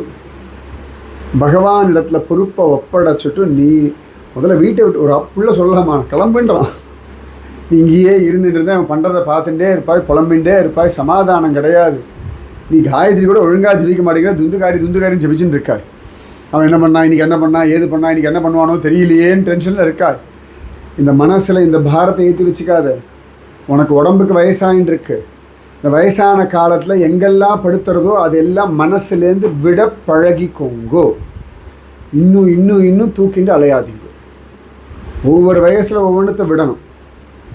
இது என்ன ஞாபகம் வச்சுக்கணும். குழந்தை தவழ ஆரம்பித்த பிறகு சும்மா படுத்துட்டு இருக்காது, நடக்க ஆரம்பித்த பிறகு தவழாது, ரைட்? ஓட ஆரம்பித்த பிறகு தவழாது. சும்மா விளையாட்டு தவழவே டக்குன்னு ஓட தானே தோணும். அப்போ ஒவ்வொரு காலகட்டத்தில் ஒவ்வொன்றத்தை விடணும். ஸ்கூலை விட்டால் தானே காலேஜ் போக முடியும். இல்லை எனக்கு ஸ்கூல் ரொம்ப பிடிச்சிருக்குன்னா காலேஜ் போக முடியாது. அதே ஸ்கூலில் உட்காந்து படிக்கணும்னா ஃபெயில் ஆகிட்டே இருந்தால் தான் அதே ஸ்கூலில் அதே கிளாஸ், அப்போ கூட ஒரு லெவலுக்கு தான் விடுவாள். இவ்வளோதான் நடக்கும். க்ரோத் எப்படா வரும்னா சிலதை விட்டால் தான் க்ரோத். மனசுலையும் அந்தந்த காலகட்டத்தில், இப்போ குழந்தைகிட்ட பால்ய வயசு 5 வயசில் பார்த்த யாரையா ஞாபகம் இருக்கா, அதெல்லாம் ஞாபகம் இல்லைன்னு விடுவோம். என் பிள்ளைகள்லாம் நான் சில பேர் யாராவது ஆற்றுக்கு வருவான், இது யாரும் தெரியாதா, தெரியலப்பா. இந்த கொரோனாவுக்கு முன், கொரோனாவுக்கு பின், கொரோனாவுக்கு முன்னாடி யாரெல்லாம் பண்ணிங்களோ குழந்தைகள் பல பேர் மறந்தே போச்சு, பல விஷயங்கள் மறந்தே போயிடுது. என்னடா அண்ணா அது அவ்வளோதான், அவளோட கனெக்டிவிட்டி இல்லைல்ல. இப்போ அப்பா அம்மாவை ஏன்னா ஞாபகம் வச்சுன்னா கனெக்டிவிட்டி இருக்குது, டெய்லி பார்க்குறோம், டெய்லி பேசுகிறோம். இது எங்கள் கனெக்டிவிட்டி இல்லைன்னா மறந்தானே போயிடுவோம். அப்போ ஒவ்வொரு காலகட்டத்தில் மனசுலையும் எதெல்லாம் உங்களை பாரமாக அழுத்துறதோ அதுக்கு பதிலாக பகவத் விஷயத்தை, பக்தி விஷயத்தை ரீப்ளேஸ் பண்ணிக்கோங்க. இவ்வளோதான் சமாதானத்துக்கு. இவா மாறணும், இவா புரிஞ்சுக்கணும், இது சரியாயிடணுன்றதெல்லாம் பெரிய வேலை, பெரிய வேலை. அதை விட முக்கியம் இவர்கள் இப்படித்தான், இது இப்படித்தான். திருவனந்தபுரம் அப்படியே கொடைக்கானல் மாதிரி சத்தியமாக ஆகாது. நீங்கள் 1000 கோடி வருஷம் தபஸ் பண்ணாலும் பத்மநாபருக்கு இது கொடைக்கானல் ஆகிறது பிடிக்காது. அவர் கடற்புறத்தில் வந்து படுத்துன்னு இருக்கார்.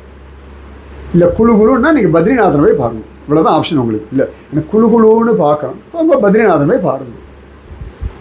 அவ்வளோதான், இவ்வளோதான் ஆப்ஷன். வேறு ஆப்ஷன்லாம் கிடையாது.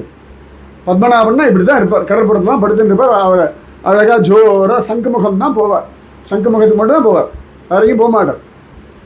பத்ரிநாதன் மாதிரி 11,000 அடி வசரத்தில் உட்கார மாட்டார். இப்போ இது இப்படி தான் இருக்கும். அப்போ ஆத்மதேவனை பார்த்து ரொம்ப அழகாக சொல்கிறான் கோகர்ணப்பா, குழந்தை பிறந்தாச்சு, அவன் எப்படின்னு தெரிஞ்சாச்சு, நீ எப்படின்னு புரிஞ்சாச்சு, இதுக்கு மேலே என் மனசை போட்டு அலட்டிக்கிறாய், முதல்ல கிளம்பு. பாகவதம் தசமஸ்கந்தம் வா. எவ்வளோ பெரிய பிரசாதம் ஆத்மதேவனுக்கு, பெரிய பிரசாதம், அனுகிரகம். நேரடியாக சுவாமி பிரத்யட்சமாண்டு, ஆத்மதேவா உனக்கு நான் எல்லாம் கொடுத்து விட்டேன், இனி நீ வீட்டை விட்டு கிளம்பலாம் அப்படிலாம் சொல்ல. ஒரே ஒரு கோகர்ணனை வச்சு சுவாமி உபதேசம். இதுக்கு மேலே மனசை போட்டு அலட்டி கொள்ளாதே, கிளம்புற வழியை பார். அதன் பிறகு அவர் போகிறார், பாகவதம் தசமஸ்கந்தத்தையே வாசிக்கிறார், சத்கதி அடைகிறார். அப்போ என்னடா இதை விட்டுடு, இதுக்கு மேலே மனசை அலட்டிக்காதேன்னு சொல்கிறதே பகவத் அனுகிரகம். ஞாபகம் வச்சுக்கோங்க. சத்சங்கமே பிரசாதம்,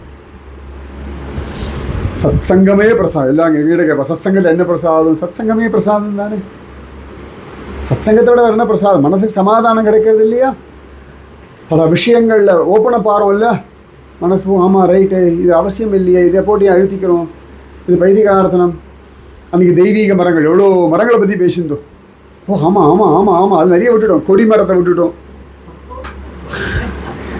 கொடிமரம் இல்லாத கோவிலே கிடையாது. துவஜஸ்தம்பம், ஸ்தல விருட்சம் எல்லா கோவில்லையும் இருக்குது. இந்த மாதிரி நிறைய சொல்லிட்டு போயிட்டே இருக்கலாம். நெல்லிக்காய் விட்டுட்டோம், ஆம்லக்கி, ஆம்லா மரம், அது பகவத் ஸ்வரூபம் தானே, விட்டுட்டோமே. மருதாணி, ராதாராணி எல்லாம் கையில் அடைச்சி வச்சுனான்னு இருக்குது. மருதாணி தெய்வீக மரத்தை சேர்த்தியே இல்லையான்னு நினச்சிட்ருக்கோம். தெய்வீகமான மரம் தானே, மங்களி பொண்ணுக்கெல்லாம் மருதாணி கொடுப்போம்ல. அப்போ ஏன் நமக்கு தெரிஞ்ச மருதாணி தான், கையில் வச்சுக்கிற மாதிரி தான், தெய்வீகம்னு தெரியல. அப்போ இதெல்லாம் சத்சங்கத்தில் ஓப்பன் ஆகிறது நமக்கு. அதனாலே சத்சங்கமே பிரசாதம். அப்போ ஆத்மதேவனுக்கு பாகவதம் தசமஸ்கந்தம் வாசின்னு ஒரு இன்ஸ்ட்ரக்ஷன் பாருங்க, அதுவே பிரசாதம். அதானே அழகு. பிசாசு துந்துகாரிக்கு வாசிக்க சொல்லலை, இவன் வாசிக்க அவன் கேட்டான். துந்துகாரிக்கு என்னடா பிரசாதம் அப்படின்னா, என்னால் முடியலப்பா, பிசாசு ஜன்மம் ரொம்ப கஷ்டமாக இருக்குது, ஏதானு ஏற்பாடு பண்ணு. இல்லையடா நான் உனக்கு ஸ்ராத்தம் எல்லாம் பண்ணேன், நம்ம பண்ண பாவத்துக்கு நீ எள்ளும் தண்ணி ஒன்று எட்டி கூட பார்க்கலன்னு, நீ வச்ச பிண்டம் உதகம் ஒன்றும் ரீச்சே ஆகலை, ஆண்டவே எங்கேயோ போயிடுது, அவ்வளோ பாவம் பண்ணியிருக்கேன். அதான் சொல்கிறானே, நீ பண்ணது எதுவும் பிரயோஜனம் இல்லைன்னு. அடைஞ்சிருந்தா ஏன் புலம்ப போகிறான்? அவனுக்கு பிண்டம் உதகம் கிடச்சிருந்தா ஏன் புலம்ப போகிறான்? கிடைக்கலேன்னு தானே அவன் புலம்புறான். அதன் பிறகு இவன் பிசாசா இருந்து கேட்குறான். அதுக்கு கோகரன் அவ்வளவு பிரயத்தனப்படுறான். நமக்காக யாராவது ஒருத்தர் பிரயத்தனப்படுறா வச்சுக்கோங்க, அதுவும் பிரசாதம். இப்போ நமக்காக ஏதாவது ஒரு சின்ன காரியமாக இருக்கட்டுமே, நாம் போக முடியலை அப்படின்னா அதுவும் பிரசாதம் தானே. இப்போ சில குழந்தைகள்லாம் வெளியிலலாம் போக முடியாது, ஸ்விக்கியில் ஆர்டர் பண்ணுறான், அமேசானில் ஆர்டர் பண்ணுறாங்கனால நம்ம கோபமாக வருது, எல்லாத்தையும் ஒன்று அமேசானில் ஆர்டர் பண்ணிடுறான்னு. அவளுக்கு தெரியுது டைம் அதை விட பெருசு. இதுக்கு போய் நமக்கு அப்படி பழகிட்டோம், நமக்கு இன்னும் அந்த டிரான்சிஷன் வரல. நேராக போய் பார்த்து பேசி பழகி நமக்கு அதெல்லாம் டைம் பாஸ், அவளுக்கு அதெல்லாம் டைம் வேஸ்ட். நிறைய டிஃப்ரென்ஸ் இருக்குது நமக்கும் அவளுக்கும். நமக்கு எங்கேயாவது 4 பேர் போய் பார்த்தோமா, பேசினோமா, வெண்டைக்காய் உடைச்சோமா, வாங்கினோமா, காய் கடைக்கு போய் 4 8 கம்மியாக வாங்கிட்டு வந்தேன்னு இவ்வளோ பெரிய பேகை தூக்கிட்டு வந்து வீட்டில் என்ன வெயில் முடியலை, அப்புறம் 4 நாள் அன்னைக்கு காய்கறி வாங்க வெயிலில் போனேன் 5 நாளாக கையெல்லாம் வலிக்கிறது. இந்த தமிழ்நாட்டுக்காரெல்லாம் இந்த அமாவாசை இதெல்லாம் பக்கத்தில் வந்து விடுத்துனா தலைக்கு குளிச்ச 4 நாளாக மண்டையெல்லாம் பாரமாக எடுத்துன்னு 4 நாள் தொடர்ந்து தலைக்கு தண்ணி காட்டினது மண்டை பாரம். மண்டைக்கணை எங்கெல்லாம் கூடுறது எப்படிலாம் வருது பாருங்க. அது அவளுக்கு எதுக்கு? அதான் அமேசானில் விற்கிறானே, ஒன்றும் சரியில்லை ரிட்டர்ன் போட்டுடலாம். அட்வான்டேஜ் இருக்கு இல்லையா? அவள் பண்ணுறது எல்லாம் சரின்னு வாதால சில விஷயங்களை ஓகே இப்படி இருக்கே யூஸ் பண்ணிக்கிட்டோமே, உங்களுக்கு சேர்த்து ஆர்டர் தானே பண்ணுறோம். எல்லாம் அமேசானில் என்ன விலை தெரியுமா? சிலதெல்லாம் சீப்பாக இருக்கும், நமக்கு தெரியாது. பல விஷயங்கள் உண்டு. பிரசாதம்ன்றது நமக்காக யாராவது பிரயத்தனப்படுறா இல்லையா, அதுவே பிரசாதம். நமக்காக யாராவது ஒருத்தர் பாகவதம் கிளாஸ் எடுக்கிறா இல்லையா, நம்ம மரமண்டையில் ஏற்றுறதுக்கும் யாரோ ஒருத்தர் இப்படி இல்லை இங்கே கோடு போடு இந்த வார்த்தையை 2ஆ வெட்டுன்றா இல்லையா. தமத்புதம் பாலகம்மா இந்த இடத்துல இப்படி அழுத்தாத. தமிழ்காரர்கள் பாகம் சொல்லி கொடுக்குற கஷ்டம் தெரியும். கடைசியில் இதோன்னு சொல்லு, பரவாயில்ல வார்த்தையை சொன்னால் போதும், சப்தத்தை விட்டுருவோன்னு விட்டுறாருல்ல. அதுக்கே நாங்கள்லாம் பாகம் வாசிச்சுட்டு இருக்கோம், 10 வருஷமாக வாசிச்சுட்டு இருக்கோம். பார்த்தா அதே 10 வருஷமாக அதே தப்ப அப்படியே அமக்கலமாக வாசிச்சுட்டே இருக்கா, ஒரு துளி மாறுதல் இல்லாமல் சௌக்கியமாக. ஆனால் அதற்கும் பகவத் கிருபை உண்டு. நல்லா பாகவதம் வாசிக்கிறான்னு சொல்லி அவளே உட்கார வச்சு பகவான் பாகவதம் வாசிக்க வைக்கிறான் இல்லையா. இப்போ எங்களெல்லாம் கூப்பிட்டு உட்கார உபன்யாசம் பண்ணுங்கன்றா இல்லையா. அது மாதிரி தான் பிரசாதம், பகவத் பிரசாதம். துந்துகாரிக்காக கோகர்ணன் அவ்வளவு அலைஞ்சு எல்லா ஏற்பாடும் பண்ண இந்த துந்துகாரி வந்து மூங்கில் கையில் உட்காந்துன்னு பாகவதம் கேட்டுது. ஒரு சிரமப்படாமல் அது பாட்டுக்கு வந்தது, உட்காந்துது. ஒவ்வொரு நாளாக கேட்க அவன் ஹிருதயத்தில் இருக்க அந்த கவலைகள் அந்த எண்ணங்கள் இதெல்லாம் உடஞ்சி ஒரு பிசாசு. நல்லா கவனிச்சு பாருங்களேன், ஜடபரதெல்லாம் 3 ஜென்மா சுற்றினார் பாவம். சிலதான் அந்த பகவத் காருண்யத்துக்கு ரொம்ப அநியாய கிருப்பைன்னு இல்லையா. சிலதெல்லாம் அநியாய கிருப்பை. திருத்தராஷ்டிரன், துந்துகாரி, அஜாமிலன்லாம் பாவம். ராஜா பரதன் எல்லாத்தையும் விட்டுட்டும் ஃபஸ்ட் கிளாஸாக கர்மயோகம் ராஜ்ய பரிபாலனம் பண்ணி எல்லாத்தையும் விட்டுட்டு வந்து மான் கிட்ட மயங்கினதுக்கு மானா பிறந்து வீணா பிறந்து மனுஷனா பிறந்து அதுக்கப்புறம் ரகுவனுக்கு உபதேசம் பண்ணி அதுக்கப்புறம் சத்கதி. இந்த படுகோவைகள்லாம் ஒரு 4-5 ஜென்மாவை சுத்த விடப்படாதான்.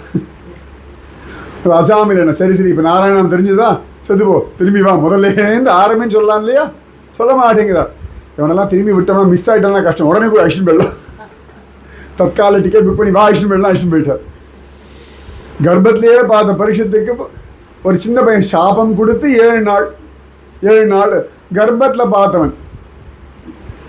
அவன்லாம் கர்ப்பஸ்ரீமா. ஆனால் அவனுக்கு இப்படி. இதுதான் பகவத் கிருப்பை. என்னது பண்ண முடியும்?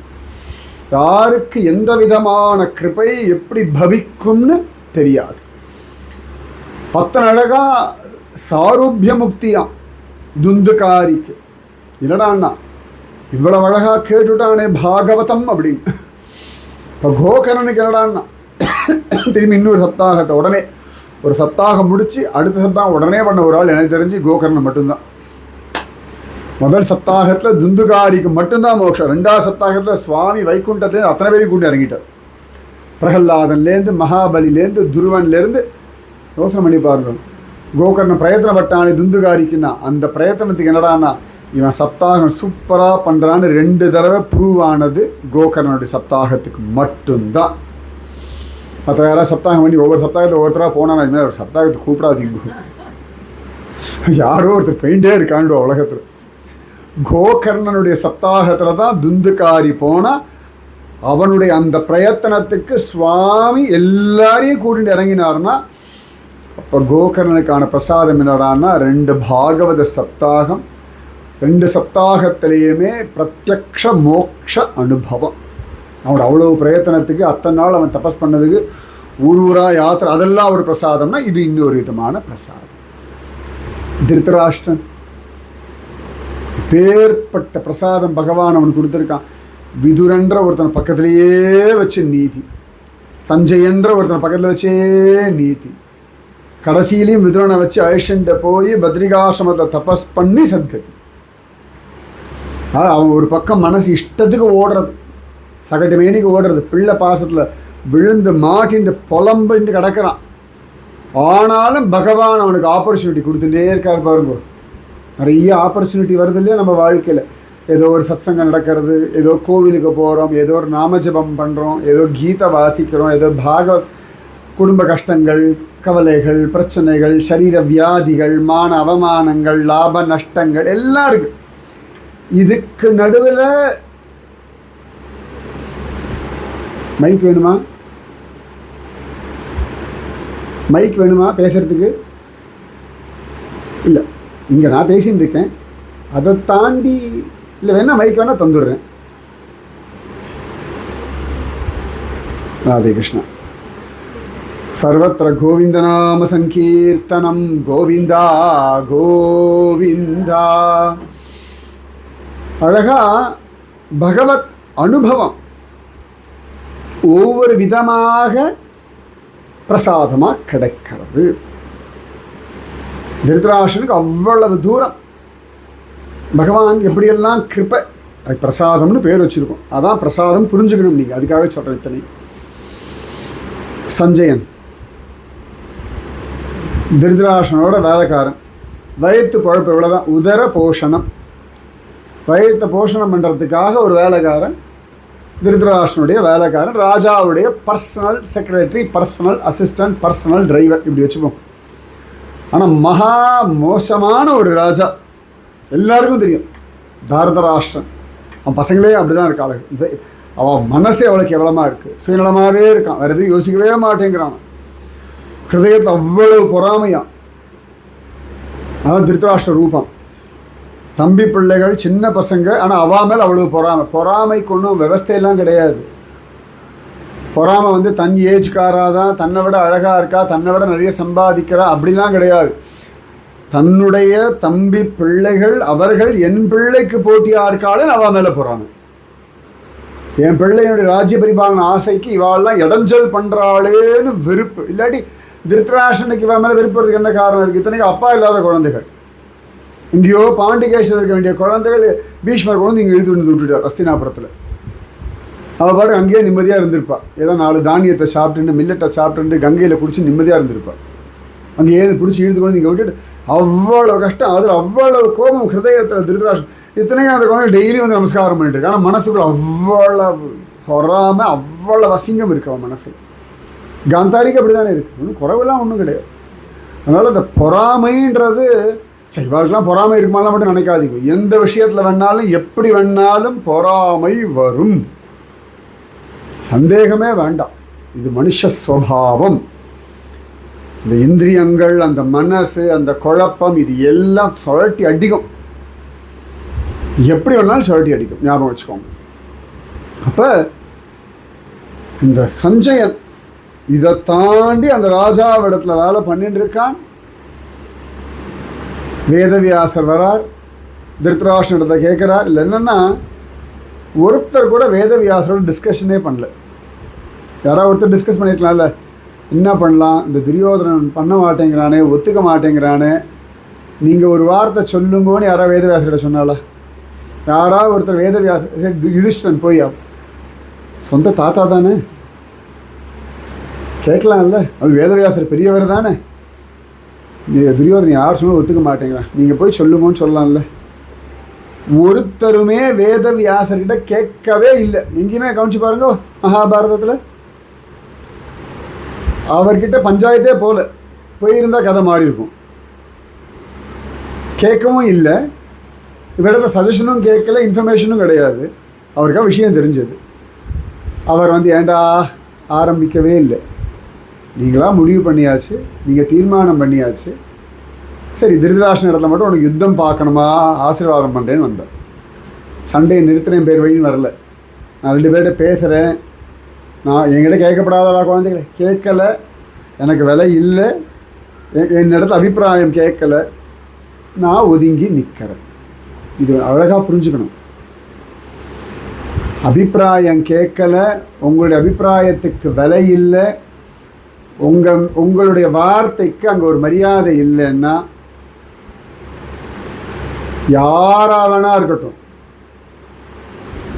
அண்ணா சகோதரி ரொம்ப இதோட பெருசான ஒரு மகாபாரத யுத்தம் பேரர்களுக்குள்ளே அடிச்சுக்க போகிறா. இவ்வளோ பெரிய விஷயத்துக்கே வேதவியாசர் வாய் மூடி மௌனமாக இருக்கார். அர்ஜுனன் அந்த கதறி அழுது எனக்கு விஷயத்தை சொல்லுன்னு கேட்ட பிறகுதான் பகவான் கீதையை சொல்கிறான். கிருஷ்ணன் தானே, டே அர்ஜுனா சொல்கிறேன் கேளுன்னு ஆரம்பிக்கலையே. இவன் எல்லா புலம்ப விட்டு புலம்பும் போதெல்லாம் தலையாட்டி இப்படி வேடிக்கை பார்த்துட்டே இருக்கான்.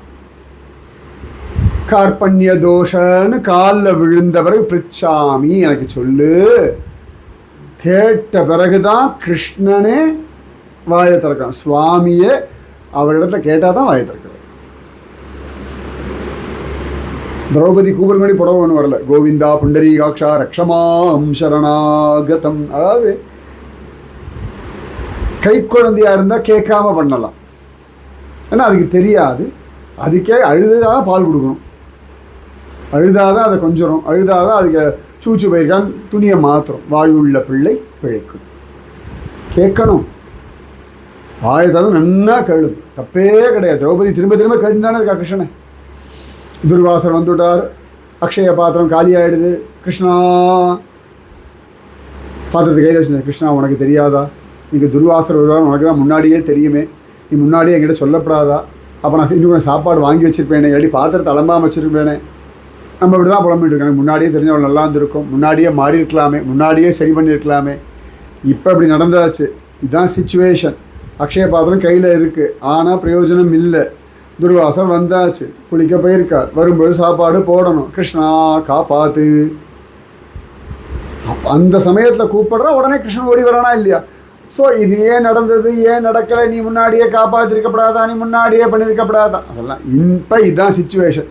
இந்த சிச்சுவேஷனில் ப்ரே பண்ணு, கேளு, தருகிறேன். முன்னாடியே தெரிஞ்சதான் மாறி அதெல்லாம் இல்லை, அது என்னமோ நடந்தாச்சு, முடிஞ்சாச்சு. இப்போ என்ன உண்டோ இதுதான் சத்தியம். திருதராஷ்டிரன் அப்போ கூட சொல்கிறானா சஞ்சயன் கிட்ட அந்த திவ்ய திருஷ்டியை கொடுங்கோன்னு. எப்படி பாருங்க பகவத் பிரசாதம். கிருஷ்ணன் நேரடியாக வரல சஞ்சயன் கிட்ட. சஞ்சயனுக்கு இதுக்கு முன்னாடி எவ்வளோ அனுபவங்கள்னு பெருசாக காண கிடைக்கல. மகாபாரதத்தில் ஒரு சிம்பிள் ஒரு டிரைவர், அவர் வாழ்க்கையை வாழ்ந்துட்டு இருந்தார், தன் வேலையை பண்ணிட்டு இருந்தார், தன் லைஃப்பை லீட் பண்ணிட்டு இருந்தார், இவ்வளோதான். அவர் பாட்டுக்கு இருந்ததுக்கு இப்போ என்னடான்னா வேதவியாசர் வந்து அனுகிரகம் பண்ணுறார். மகாபாரத யுத்தம் முழுசாக லைவாக பார்த்த ஒரே ஆள், தூரத்தில் உட்காந்துட்டு. குந்திக்கு கூட திவ்ய திருஷ்டி தரல. குந்தி, காந்தாரி, திருத்தராஷ்டிரம்லாம் தெரியாது, இவர் ஒருத்தர் தான். அங்கே இருந்தவாள் தெரியும், தேவர்களுக்கு தெரியும். ஹஸ்தினாபுரத்தில் இருந்துட்டு லைவாக பார்த்த ஒரே ஆள் யாருன்னா சஞ்சயன். விதுரன் கூட கிடையாது. இவ்வளோ பெரிய கூட்டத்தில் சஞ்சயன் மட்டும் எக்ஸ்க்ளூசிவான பிரசாதம் என்னடான்னா அழகாக மகாபாரத யுத்தம். மகாபாரத யுத்தம்னு தான் கொடுத்தாரு திவ்ய திருஷ்டி. கண்ணன் கீதையை சொல்லுவான்லாம் கொடுக்கல, மகாபாரத யுத்தம்னு கொடுத்தார். உட்காந்த இடத்துல அப்படி பேசிகிட்டே இருக்கா, எல்லாத்தையும் வர்ணிக்கிறா. அதன் பிறகு மகாபாரத யுத்த ஆரம்பத்தில் அர்ஜுனுடைய குழப்பம் லைவாக நேராக பார்த்து சொல்லிட்டார். கொஞ்சம் ஒரு கேப் கிடைக்கும்போது திருதராஷ்டிரன் திரும்பியும் கேட்குறான், என்ன செய்தார்கள் சஞ்சய, என்ன செய்கின்றார்கள் கிடையாது. தர்மக்ஷேத்ரே குருக்ஷேத்ரே சமவேதா யூத்சவக மாமகாக பாண்டவா செய்வ கிமகர்வத சஞ்சய. என்ன செய்தார்கள் முன்னாடியே எல்லாம் சொல்லிட்டோம். சஞ்சயன் எல்லாம் சொல்லி முடிச்சாச்சு. லைவாக பார்க்க சொல்ல வேண்டியது தானே. இப்போ கூட சமீபத்தில் நான் ஒரு ரீல் பார்த்தேன். கிரிக்கெட் கிரவுண்ட், ஒரு பிளைண்ட் மேன் உட்காந்துட்டு இருக்கார். அவர் பார்க்க முடியாது. பக்கத்தில் ஒரு ஃப்ரெண்டு உட்காந்துட்டு யார் போலிங் போடுறா, என்ன ஆகிறது, பால் எங்கே அடித்தா எங்கே போகிறது, அவன் பிடிச்சானா இல்லையா, அதை கேட்டு ஒரு கைத்தறி குஷிக்கிறார். பார்க்கவே இல்லை, ஆனால் பக்கத்தில் உட்காந்துட்டு இவன் சொன்ன அப்படி அவ்வளோ அழகாக கமெண்ட்ரி. ஒரு அட்வர்டைஸ்மெண்ட் கூட உண்டு, பழைய அட்வர்டைஸ்மெண்ட், நீங்கள் எனக்கு ஞாபகம் இல்லை எந்த அட்வர்டைஸ்மெண்ட்னு. அவ்வளோ அழகாக எல்லாம் சொல்லி புரிய வைக்கிறான். அப்போ அதுவே அவ்வளோ ஆனந்தம்னா பகவத் விஷயம். திரும்பியும் திருதராஷ்டிரன் என்ன பண்ணார்கள் சஞ்சய், திரும்பி ஃபுல்லாக சஞ்சயன் முழுக்க அதை நினச்சி அப்படியே ரீகேப் பண்ணுறார். ஃபுல்லாக அவ்வளோ பெரிய பிரசாதம். விஸ்வரூப தர்சனத்தை பார்க்குறார். கண்ணன் சொல்கிறான் நான் தான் நான் தான் நான் தான் நான் தான், விபூதி யோகம் முழுக்க கேட்குறார். அத்தனையும் கேட்டுட்டு பகவான் உவாச்சன்னு பகவான் சொன்னதை வேற திருதராஷ்டிரன் சொல்கிறார். அர்ஜுனன் இப்படி கேட்டான், கிருஷ்ணன் இப்படி சொன்னான். அர்ஜுனன் இப்படி கேட்டான், கிருஷ்ணன் இப்படி சொன்னார். அர்ஜுனுக்கு விபூதி யோகம் சொன்னார். அர்ஜுன் ரூபத்தை பார்க்கணுன்னா பகவான் விஸ்வரூப தரிசனம் காட்டினார். அதுக்கப்புறம் அர்ஜுன் கையை கூப்பிண்டான், பயந்தான், நடுங்கினான், புலம்பினான், மன்னிச்சுடுன்னு கேட்டான். அதுக்கப்புறமா எனக்கு நான் சதுர்புஜ ரூபத்தை காட்டுன்னு கேட்டான். அர்ஜுனனுக்கு பகவான் சதுர்புஜ ரூபத்தை காட்டினான். கூட இவர் பார்த்துட்டார், கூட இவர் பார்த்தாச்சு சதுர்புஜ ரூபத்தை. ரொம்ப துர்லபம் சதுர்புஜ தர்சனம் பிரத்யக்ஷத்தில். புராண இதிகாசங்களில் துருவன்லேருந்து கஜேந்திரன்லேருந்து நிறைய பேர் ஹிருதய கமலத்தில் பார்க்குற ரூபம் எதுன்னா சதுர்புஜதாரியான ரூபம். கண்டாகரணம் வரைக்கும் சதுர்புஜ ரூபமாக கிருஷ்ணனை பார்த்தான்னு இருக்கு. அத்தனை பேருக்கும் ஜஸ்ட் லைக் தட் பார்த்த ஒரு ஆள் சஞ்சய். ஒன்றும் பெரிய சமம்லாம் பண்ணல. இமயமலையில் போய் ஒத்த காலில் 10,000 வருஷம் நிற்கலை. துருவனை மாதிரி 3 நாளைக்கு ஒரு தடவை சாப்பிட்டுண்டு, 6 நாளைக்கு ஒரு தடவை சாப்பிட்டுண்டு, 9 நாளைக்கு ஒரு தடவை சாப்பிட்டுண்டு, 12 நாளைக்கு ஒரு தடவை காற்றை குடிச்சுண்டு, தண்ணியை குடிச்சுண்டுலாம் இல்லை. ஜாலியாக சௌகரியமாக சேரில் உட்காந்துண்டு, மகாராஜாவுக்கு விசிற காற்று அவருக்கு மேலே பட்டுண்டு சௌக்கியமாக உட்காந்துண்டு அப்படியே எல்லாத்தையும் பார்த்து கிருஷ்ணன் சொன்னதெல்லாம் சொல்லிண்டு. இதில் இன்னொரு பெரிய பாக்கியம் என்னன்னா, திருத்தராஷ்டிரன் கேட்ட கிருஷ்ண உவாச்சா எல்லாம் சஞ்சயன் குரல்ல. சஞ்சயன் கேட்டது கிருஷ்ணன் குரல்ல. பெரிய வித்தியாசம் இருக்கு. சஞ்சய் நம்ம வாசிக்கிறோம், அர்ஜுன உவாச்ச, ஸ்ரீ பகவான் உவாச்ச, எல்லாம் ஒரே டோனில் வாசிப்போம். எல்லாம் ஒரே மாதிரி தானே வாசிப்போம். அர்ஜுனன் பேசுகிற மாதிரி சத்தியமாக கிருஷ்ணன் பேச மாட்டான். நமக்கு அனுஷ்டப் சந்தன்னு சொல்லிட்டு தர்மக்ஷேத்ரே குருக்ஷேத்ரே சமவேதாயுத்சவ மாமகாக பாண்டவா சேவக்கியமகுரோத சஞ்சய அனன்யா சிந்தையந்தோ மாம் யஜனா. கிருஷ்ணன் இப்படியா சொல்லுவான்? எப்படி சொல்லியிருப்பான்? அது எவ்வளோ அழகான ஒரு ஸ்லோகம். அது என்ன காம்பீரியமா, என்ன கான்ஃபிடென்ட்டாக, என்ன ஒரு ஜம்முன்னு சொல்லியிருப்பான். அனன்யா சிந்தையந்தோ மாம் எப்படி சொல்லுவான் உள்ளேருந்து. கிருஷ்ணனோட துவனி எப்படி இருக்கும்? என்ன ஆத்தன்டிகேட்டடாக அத்தாரிட்டேட்டிவாக சொல்லுவாங்க. என் காலில் விழுடா, சர்வ தர்மான் பரித்தியஜ்ய மாம் ஏகம் சரணம் விரஜ. என் காலில் விழுடா பயிலன்னு வரல, என் காலில் விழு இப்படியா சொல்லப்போம். என் காலில் விழுடா, நான் உனக்கு எல்லா பாவத்தையும் விடுதலை தரேன்டா. மோக்ஷ இஷ்யாமி மாஷ, வருந்தாதரா. நம்ம யாராவது வருந்தாதே, காலில் விடு, நான் எல்லாம் பார்த்துக்கலாம் விடு. அந்த உரிமை, அந்த துவனி எப்படி இருக்கும்? இனிமேல் கொஞ்சம் பகவத்கீதை வாசிக்கும் போது கவனிங்க. அதான் பகவான கிருஷ்ணா நீ எப்படி பேசியிருப்பாய், இந்த துவனி எப்படி இருக்குன்னு கேட்டு பாருங்கோ, அப்போ தெரியும். கேட்டதுனால சொல்கிறேன். அந்த துவனி அந்த ஆத்தன்டிகேட்டடாக சொல்லுவோம், அடித்து பேசுவோம். எக்ஸாஜரேஷன்லாம் கிடையாது, இந்த சினிமாத்தனம்லாம் ஒன்றுமே இருக்காது. க்ளீனாக வரும். இந்த அம்பு வில்லுலேருந்து போகிற கரெக்டாக லட்சியத்தை நோக்கி போகிற மாதிரி கிருஷ்ணனுடைய வார்த்தைகள் நேர ஹிருதயத்தில் போய் நிற்கும். அப்படி தான் கண்ணன் பேசுவான். கிருஷ்ண துவனின்னு ஒன்று உண்டு. அந்த துவனி அப்படியே மனசுக்குள்ள அவ்வளோ ஒரு ஆனந்தத்தை கொடுத்துரும். இப்போ சஞ்சயனுக்கு வேறு என்ன பிரசாதம் கொடுத்தார் சுவாமி? இதுதான் மீன். கிருஷ்ண குரலில் கிருஷ்ணன் சொன்ன கீதையை கேட்ட பாக்யவான். ஆஞ்சநேயர் நேரம் கேட்டார், தேவர்கள் கேட்டார், அர்ஜுனன் கேட்டார், பீஷ்மர் கேட்டார். மற்ற யாரும் காதலியே விழல.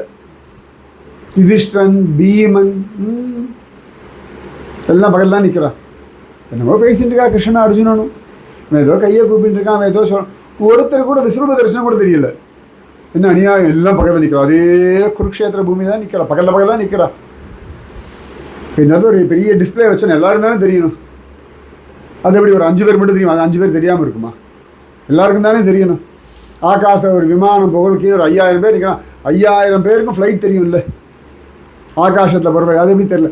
ஒன்று இவாள் கண்ணு தெரியாமல் இருக்கணும், ரெடிவாக கண்ணை மூடின்னு இருக்கணும், இல்லாட்டி கண்ணாடி மறந்து வச்சுக்கணும். தூர பார்வை கிட்ட பார்வை எனக்கு தெரியலைன்னு சொல்லணும். இவ்வளோதான் ஆப்ஷன். மற்றபடி அதே இடத்துல தானே போகிறது. அதான் திவ்யம் ததாமி தே சக்ஷு, உனக்கு திவ்யமான நேத்திரங்களை தர. அந்த ரூபத்தை அர்ஜுனனுக்கே பார்க்க முடியலையா, அர்ஜுனனுக்கு பார்க்கறதுக்கே வக்கில்லை. அந்த ரூபத்தில் அவனால் சாதாரணமாக பார்க்க முடியாது, இந்த கண்ணை கொண்டு பார்க்க முடியாதுன்ற.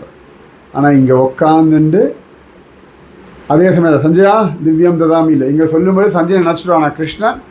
இன்னொன்று, குரு ஆசீர்வாதத்தினால கிருஷ்ண ஆசீர்வாதம் இல்லாமலேயே திவ்ய திருஷ்டி கிடச்சுடுத்து. ஏன்னா ஏற்கனவே திவ்ய திருஷ்டி கொடுத்ததுனால இரவிலும் பகலிலும் மற்றவர்கள் நினைக்கிறது வரைக்கும் சஞ்சயனுக்கு தெரியுமா, மற்றவன் நினைக்கிற வரைக்கும் சஞ்சயன் தெரியுமா. அது என்னடா ஆச்சுன்னா கிருஷ்ணன் நினைக்கிறது வரைக்கும் தெரியலாம். நம்ம சொல்கிறோம் இல்லை, சுவாமி என்ன நினச்சிட்டு தெரியலேன்னு, எனக்கு தெரியுமே அப்படின்மா சஞ்சயன். சுவாமி என்ன நினைக்கிறாரு அர்ஜுனன் சொல்கிறான், நாளைக்கு என்ன பண்ண பீஷ்மர் இவ்வளோ சண்டை போடுறாரு. சஞ்சயன் அவர் ஏற்கனவே செகண்ட் இவ்வளோ வச்சிடலான்னு பிளான் பண்ணிட்டார். கிருஷ்ணன் நினைக்கிறான் இங்கே தெரியும். அர்ஜுனனுக்கு கூட அப்போ தான் தெரியும், டே கர்ணன்ற மேலே அம்பு போடுறா, அவன் ரத சக்கரத்தை தூக்கிட்டு இருக்கானு, அப்போ தான் அம்பு போனால் கிருஷ்ணன் நினச்சி வச்சிருக்காருன்றது சஞ்சயன் தெரியும். எவ்வளோ பெரிய பிரசாதம். நம்ம அதாவது சஞ்சயன் சஞ்சய ஓவாச்சன்னு வாசிக்கிறோம். எத்தனை பெரிய பாக்யவான். அதான் திரும்ப அதாவது ஒவ்வொருத்தருக்கும் ஒரு பாக்கியம் இருக்குது. இந்த மாதிரி நீங்கள் ஃபோக்கஸ் பண்ணிட்டு போனால் வச்சுக்கோங்க, ஒவ்வொருத்தருக்கான பாக்கியம் கொட்டி கிடக்கு. அந்த மாதிரி தான் உங்களுக்கான பாக்கியம். சஞ்சயனுடைய பாக்கியம் திருதராஷ்டனுக்கு இல்லவே இல்லை. ஆனால் திருதராஷ்டனுக்காகத்தான் இந்த திவ்ய திருஷ்டி. நல்லா கவனிக்கணும், சஞ்சயனுக்கான திவ்ய திருஷ்டி இல்லை. ஏன்னா திருதராஷ்டன் எனக்கு எல்லாம் தெரிஞ்சுக்கணும், சஞ்சயனுக்கு அந்த திவ்ய திருஷ்டியை கொடுங்கோ, அவன் பார்க்கட்டும், நான் கேட்குறேன். இது எக்ஸ்க்ளூசிவாக திருதராஷ்டனுக்காக. ஆனால் சஞ்சயன் உபயோகப்படுத்தின்றார். யார் காரணம்? பத்மநாபர் கோவிலில் நாம் ஒன்றும் கைங்கரியம் பண்ணல, பத்மநாபர் கோவிலில் நாம் ஒன்றும் நிர்மாணம் பண்ணலை.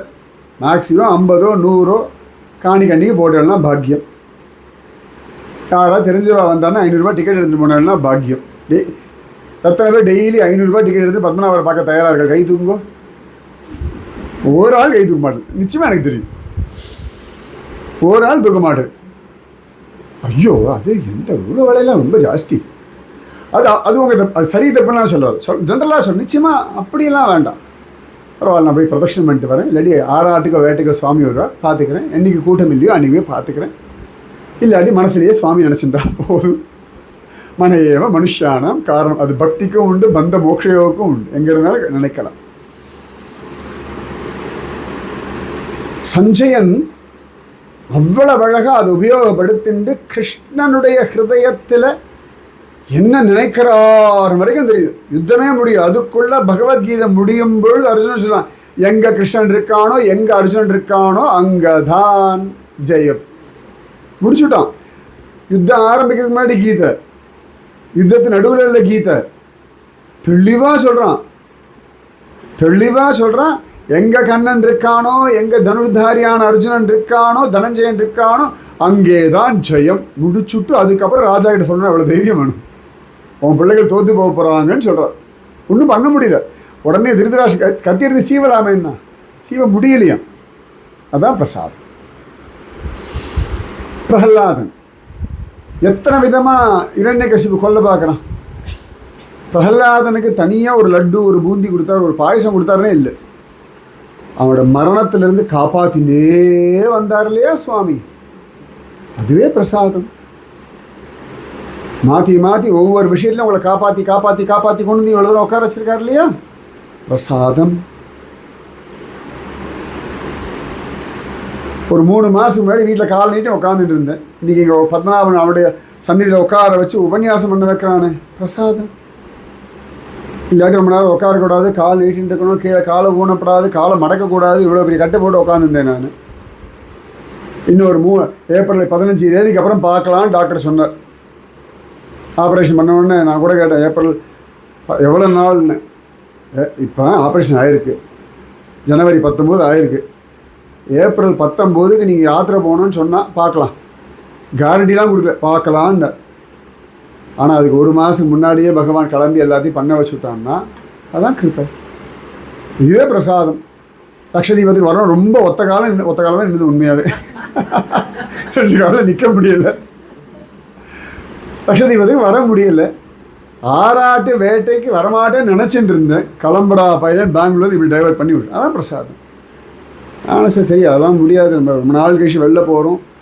இப்படிலாம் தொடர்ந்து ட்ராவல் பண்ண முடியுமான்னு தெரியலை. பெங்களூர்லேயும் ட்ரிவாண்ட்ரம் பார்க்கலாம். அப்படியே வந்தாலும் வேட்டை ஆராட்டை பார்த்து அடுத்த நாள் கிளம்பிடலாம். சரி லட்சதீபம் இப்படி தான் பிளான் ஆரம்பிச்சது.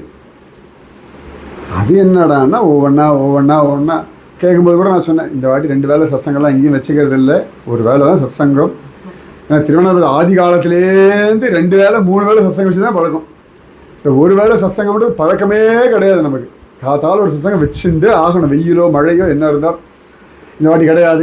ஆனால் அப்படியும் பார்த்தா சுவாமி 2 தடவை காத்தால் வச்சுக்கோன்னு வச்சு எழுத்தார். பிரசாதம். அப்போ பிரசாதம்ன்றது எந்த ரூபத்தில் வேணாலும் எங்கே வேணால் எப்படி வேணாலும் வரும். சஞ்சயனுக்கு இப்படி ஒரு பிரசாதம் திருதராஷ்டிரனை ஆதாரமாக கொண்டு இப்படி ஒரு அனுபவம்.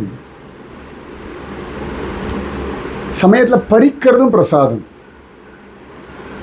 கொடுக்கறது மட்டும் பிரசாதம் இல்லை.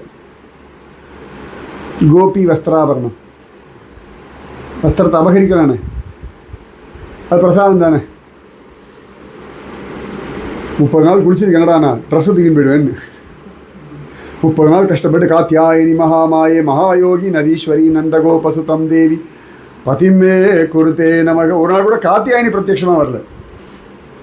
ஏன்னா அவளுக்கு தெரியும் பிரார்த்தனை பண்ணுறது நம்மக்கிட்ட கிருபா பண்ண வேண்டியது. அவன் பிரசாதம் இப்படி டைவர்ட் ஆகும். அவள் கேட்டது காத்தியாயினி கிட்ட, கிருபா கிருஷ்ணன் கிட்ட. எங்கேருந்து வேணால் எப்படி வேணால் ட்ரான்ஸ்ஃபர் ஆகி வரும். கண்டாகரன் கேட்டது சிவபெருமான் கிட்ட, கிருபா பண்ணது கிருஷ்ணன். நிறைய உண்டு, மாறி மாறி மாறி மாறி சுற்றி வரும். கிருஷ்ண பக்தன் ஆனால் அர்ஜுன கிட்ட சொல்லலாம், நீ பாசுபதாசத்தை தபஸ் பண்ணு, கொடுத்தது சிவபெருமான். இவனுக்கு கொடுக்க தெரியாதா? ஃபஸ்ட் கிளாஸ் கிருஷ்ண பக்தன். பகவத்கீதையெல்லாம் கேட்டவன் அர்ஜுனன். கேட்க போகிறவன். நிறைய விஷயங்கள் உண்டு அவனுக்கு தெரியுமே. இதெல்லாம் பகவத்கீதை முன்னாடி தான் இதெல்லாம். ஆனால் சிவபெருமானை குறித்து தியானம் பண்ணி அவ்வளோ அழகாக அஸ்திரம் வாங்க முடியறது அவங்ககிட்ட. அப்போ கிருபை உங்களுக்கு எப்படி எந்த விதத்தில் வரணுமோ அப்படி வரும். நாம் அதை புரிஞ்சுண்டா போதும். புரிஞ்சிடும். துரியோதனுக்கு என்ன அழகான பிரசாதம். விஸ்வரூப தரிசனம் பார்க்குறானே, தூதுவனா வரான். கிருஷ்ணனை தூதுவனா பார்த்துட்டு அந்த தூதனா வந்தவன் விஸ்வரூப தரிசனம். பாண்டவ தூதனா ஒரு விஸ்வரூப தரிசனம்.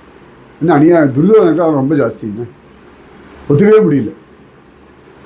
இவ்வளவும் பண்ணிட்டு துரியோதனன் தைரியமாக வெக்கம் இல்லாமல் கிருஷ்ணகிட்ட சகாயம் கேட்க வரானே. நம்ம ஊரில் அரசியல்வாதிகள் எல்லாம், நம்ம ஊரில் எல்லா சாமியும் கேவலப்பட்டு கிடச்சி சுவாமி கோயிலே போய் பூஜை பண்ணிட்டு இருப்பா ஜெயிக்கிறதுக்கு. அந்த மாதிரி துரியோதனன் கிருஷ்ணனை அரெஸ்ட் பண்ணணும் எல்லாம் பண்ணி இவ்வளவு திருடுத்தனமும் பண்ணிட்டு கண்ணன் விஸ்வரூப தரிசனம் காட்டினதுக்கப்புறமா யுத்தம்னு கன்ஃபார்ம் ஆன பிறகு கிருஷ்ண சகாயம் வேணும்னு துரியோதனன் துவாரகைக்கு போய் உட்காடுறான். என்ன தைரியத்தில் போனான்னா பலராமரோட தைரியத்தில் போனான். நம்ம குரு இருக்கார் பார்த்துப்பார். கர்க சங்கீதத்தில் இருக்கு. துரியோதனன் பலராமர் யாருன்னு கேட்குறான். அப்போ கர்கமுனிவர் சொல்கிறார், பலராமர் ஆதிசேஷன். பலராமருடைய பலபத்ர கண்டம்னு ஒன்று இருக்குது. எந்தெந்த இடத்துல ஆதிசேஷன் எத்தனை ரூபமாக இருக்காரோ அது எல்லா ரூபமும் சேர்ந்து பலராமனாக வந்தார்னு இருக்கு. நம்ம திருப்பார்கடல் ஆதிசேஷன் மட்டும் நினச்சிருக்கோம். வைகுண்ட ஆதிசேஷன் உண்டு. அது மாதிரி பாதாள லோகத்தோட ஆதிசேஷன் உண்டு. தாங்கின்னு இருக்காரு. ஒவ்வொரு இடத்துக்கு எல்லா ஆதிசேஷனுமா சேர்ந்து ஒரு பலராமனாக வந்தாலும் அப்படி இருக்கு.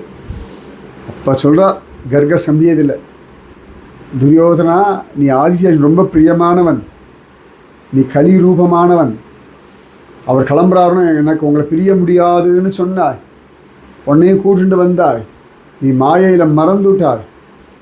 ஆனால் நீ அவரோட சிஷ்யன், பலராமுடைய சிஷ்யன்னே இருக்குது கர்க சம்ஹிதையில் துரியோதனனை பற்றி சொல்லப்பட்டு. அப்போ அவனுக்கு ஒரு கிருப்பை தானே. அத்தனை அழகாக கிருஷ்ணனுடைய பாண்டவருடைய தூதனா பார்த்துட்டானா இல்லையா. விதுரர் அவர் தானே கிருஷ்ணனுக்கு கொடுக்குறார். கிருஷ்ணன் தான் கொடுத்தானே. அவர் மனைவி வாழைப்பழத்தோலை கொடுக்குறா, வாழைப்பழத்தை கொடுக்குறா, கீரையை கொடுக்குறா. இவன் அட்லீஸ்ட் ஏதான ஒரு லட்டோ கொஞ்சோண்டு வெண்ணையாவது கொடுக்கப்படாத. சரி, நந்தகோபுர யசோதை வசுதேவ தேவைக்கு அவன் என்ன கொடுத்தான்? அவள் தான் எல்லாம் கொடுத்தான் அவனுக்கு. இவன் தரிசனத்தை கொடுத்தான், லீலையை கொடுத்தான்.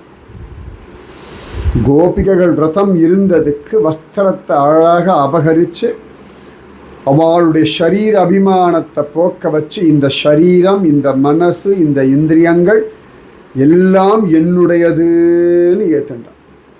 ஆசம் அப்புறம் தான் வர்றான்.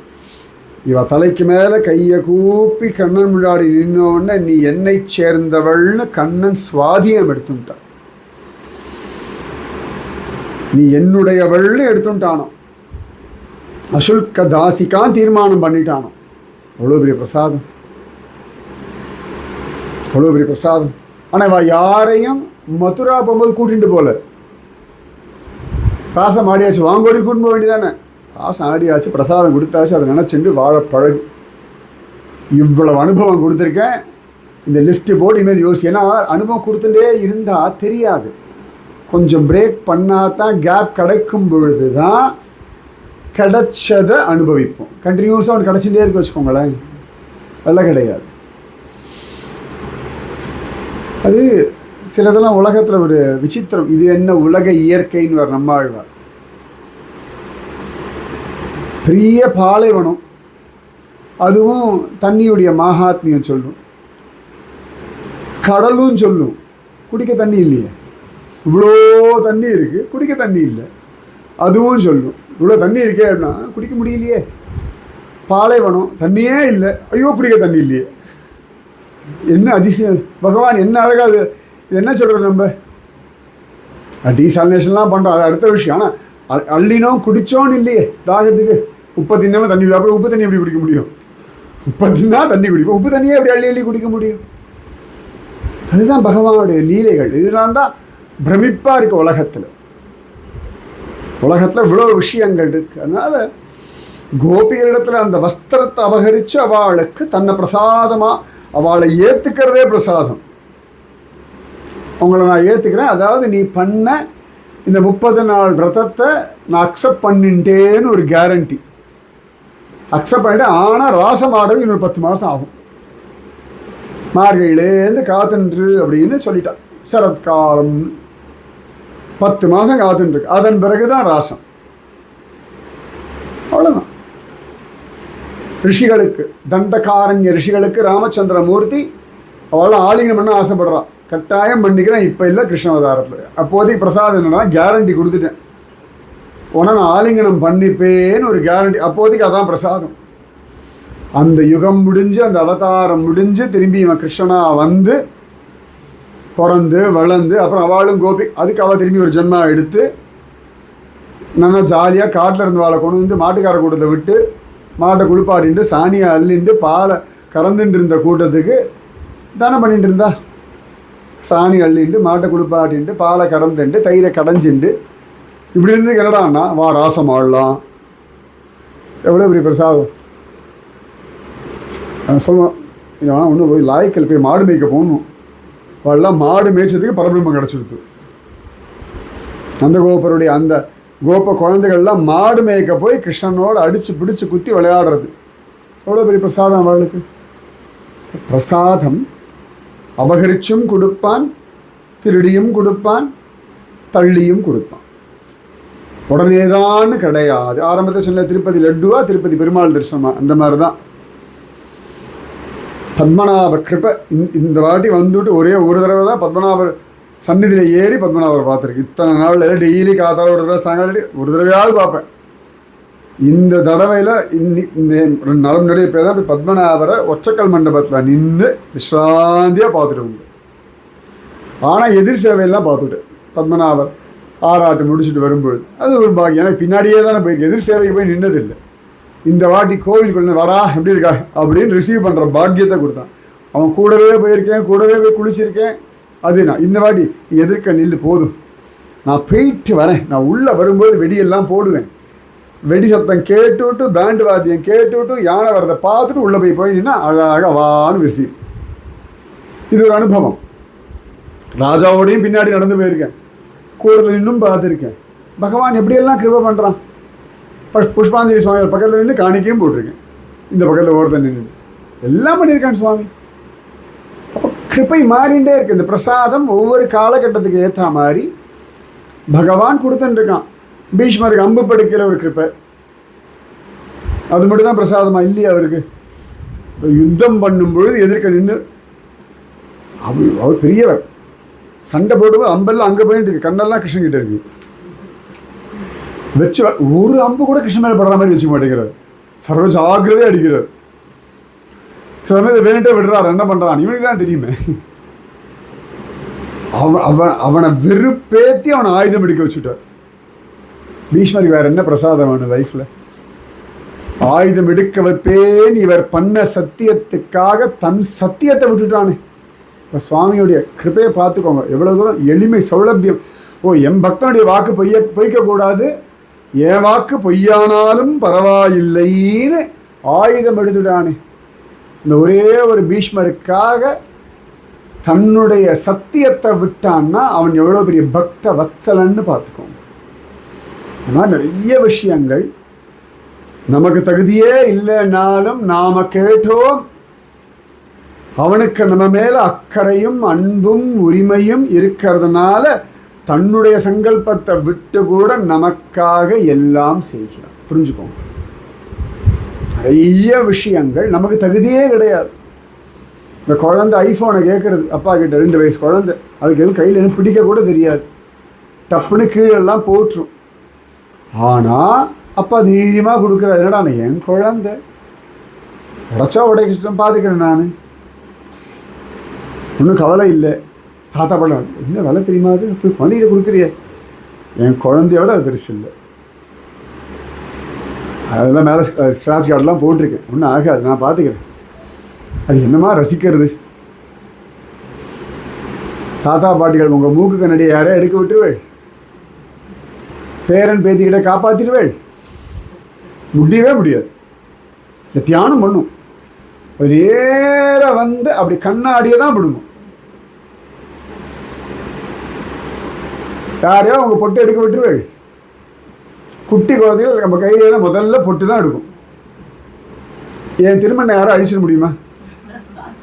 யாரும் கழிச்சு முடியும். எத்தனை குட்டி குழந்தை தூக்கி முதல்ல இப்படி அழிக்கும். நான் ஜேமேன்னு காட்டின்னு இருப்பேன், ஒருத்தர் கை முடிஞ்சது கதை. ஏண்டானா அது குழந்தையோட ஸ்வபாவம், அதற்காக எது வேணால் இழக்கலாம்ன்றோம் இல்லையா? அதுபோல சுவாமி என்ன பண்ணுறோம், நம்ம மேலே இருக்கக்கூடிய வாத்சல்யத்தினாலே பக்தவத்சலனாக இருக்கிறதுனாலே தன் சங்கல்பத்தை தன் சத்தியத்தை விட்டுட்டு இறங்குறோம். இப்போ ராமன் எதுக்கு பட்டாபிஷேகத்தை நிறுத்தி நான் தனக்காகவா, ராவண வதத்துக்காகவா? தண்டகாரண்ய ரிஷிகளுக்காக பகவான் ஜோரா விட்டுட்டானா. பரவாயில்ல, எனக்கு பட்டாபிஷேகம் நின்னா நிக்கட்டுமே, 14 வருஷம் இந்த ரிஷிகளுக்கெல்லாம் அனுகிரகம் பண்ணுறேன். சபரி அவள் தான் சுவாமிக்கு பழம் கொடுத்தா. சுவாமி ஒரு பழம் நல்லா இருக்கு, நீ சாப்பிடுன்னு கொடுத்தாரா? நிவேதனம் பண்ண ஒரு பழமாக கொடுக்கப்படாது, இந்த நீ சாப்பிடு, நல்லா இருக்குது, பார்த்து எடுத்து வச்சிருக்கே, அதெல்லாம் கிடையாது தான். அவனை ரிசீவ் பண்ணி அவனுக்கு எல்லாம் பண்ணும்படியாக அவர் கிருபை பண்ணிட்டான் இல்லையா?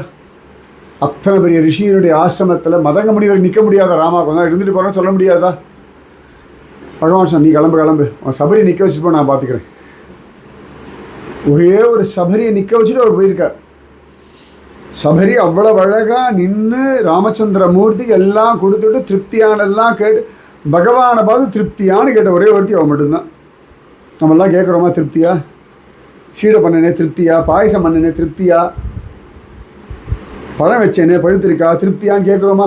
சபரி மட்டும்தான், நல்லா சாப்பிட்டியா, எல்லாம் நல்லா பார்த்தியா, திருப்தியா?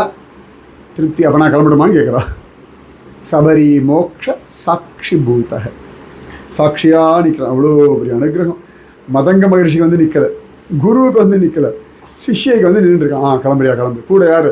லக்ஷ்மணன் வேறு. பகவானும் பக்தனுமா சேர்ந்து ஒருத்திய வைகுண்டத்துக்கு அனுப்பினான்னா இவ தான். 2 பேரும் அங்கே வேறு ரிசீவ் பண்ணுறாள். நாராயணனாகவும் ஆதிசேஷனாகவும் ரிசீவ் பண்ணுறான். அப்போ பிரசாதம், இந்த அனுகிரகம், இந்த கிருபை நிர்ஹேதுக கிருபை எப்படி வேணாலும் பரிமளிக்கும். அதை புரிஞ்சுக்கோங்க. எங்கேயோ போயிட்டு தானே இருக்கான், மித்திராவுக்கு தானே போயிட்டு இருக்கான். போகிற வழியில் கௌதம ரிஷி ஆசிரமத்தை பற்றி கேட்டுட்டு அகல்யாவுக்கு அவனுடைய திருவடி தூளியே பிரசாதம். குகன் எங்கேயோ காட்டில் ஓடம் ஓட்டின்னு இருக்க ஆசாமி. இவ்வளோ தூரம் வந்தவனுக்கு சுமந்திரரை கூப்பிட்டு ஒரு ஓடம் பண்ண வைக்க முடியாதா? ஸ்பெஷலாக பண்ணுறது என்ன கஷ்டம் ஆகிடப்போகுது. இல்லாட்டி தசரதர் 10 திசையிலையும் ரதம் ஓட்ட தெரியும். அவர் பிள்ளைக்கு என்ன அப்படி கங்கையை கடக்க முடியாதா, சரையை கடக்க முடியாதா? ஆனால் அந்த குகன் இவனுக்காக ஒன்றும் புது படகெல்லாம் பண்ணல. எல்லாரும் யூஸ் பண்ணிட்டு இருக்க அதே படகு, அதில் பெஸ்ட்டு படகாக கொண்டு வந்தோம். அப்படி தான் காண கிடைக்கிறது. ராமனுக்காக கடகட ஒரு ராத்திரியில் புதுசாக ஒரு படகை பண்ணான். ஜெகநாதன் ரத யாத்திரைக்கு புது ரத்தம் பண்ணுற மாதிரில எத்தனையோ பேருக்கு இருக்கிறத விவிஐபிக்காக வச்சுருந்த ஒரு படகை எடுத்து ராமனுக்கு கொடுத்தா அந்த ராமனை அழிச்சுட்டு போனான். அதுலேயும் கம்பன் தான் குகன் படகு ஓட்டினார். வால்மீகி ராமாயணத்தில் குகன் படகு ஓட்டலை, அவனோட வேலைக்காரன் தான் படகு ஓட்டுறான். அவனுக்கு பாக்கியம் பாருங்க. குகன் சுமந்திரலாம் டாடா காட்டுறான், படகு போகட்டும் அப்படின்றான். அவன் பேர் கூட தெரியாது நமக்கு. ராமாயணத்தில் அவர் பேர் கூட கிடையாது. ராமனை படகு உலகத்தில் எல்லாருக்கும் எவன் படகா இருக்கானோ அவனை படகுல வச்சுட்டு ஒரு படகு ஓட்டி இப்படி ஓட்டிட்டு போகிறார். அப்போ தான் ராமனை பார்க்குறார், பேசுகிறார். குகனே வந்து அவ்வளோ பெரியவன், அதனால் வாயை திறக்கலையாம். திடீர்னு ஒழுங்காக படகு ஓட்டிட்டு போகிறார். அவ்வளோ பெரிய பிரசாதம் இது. ராமனுக்கு படகு வாழ்ந்தால் பேர் கூட தெரியல. வால்மீகி ராமாயணத்தில் அவர் சொல்லலை.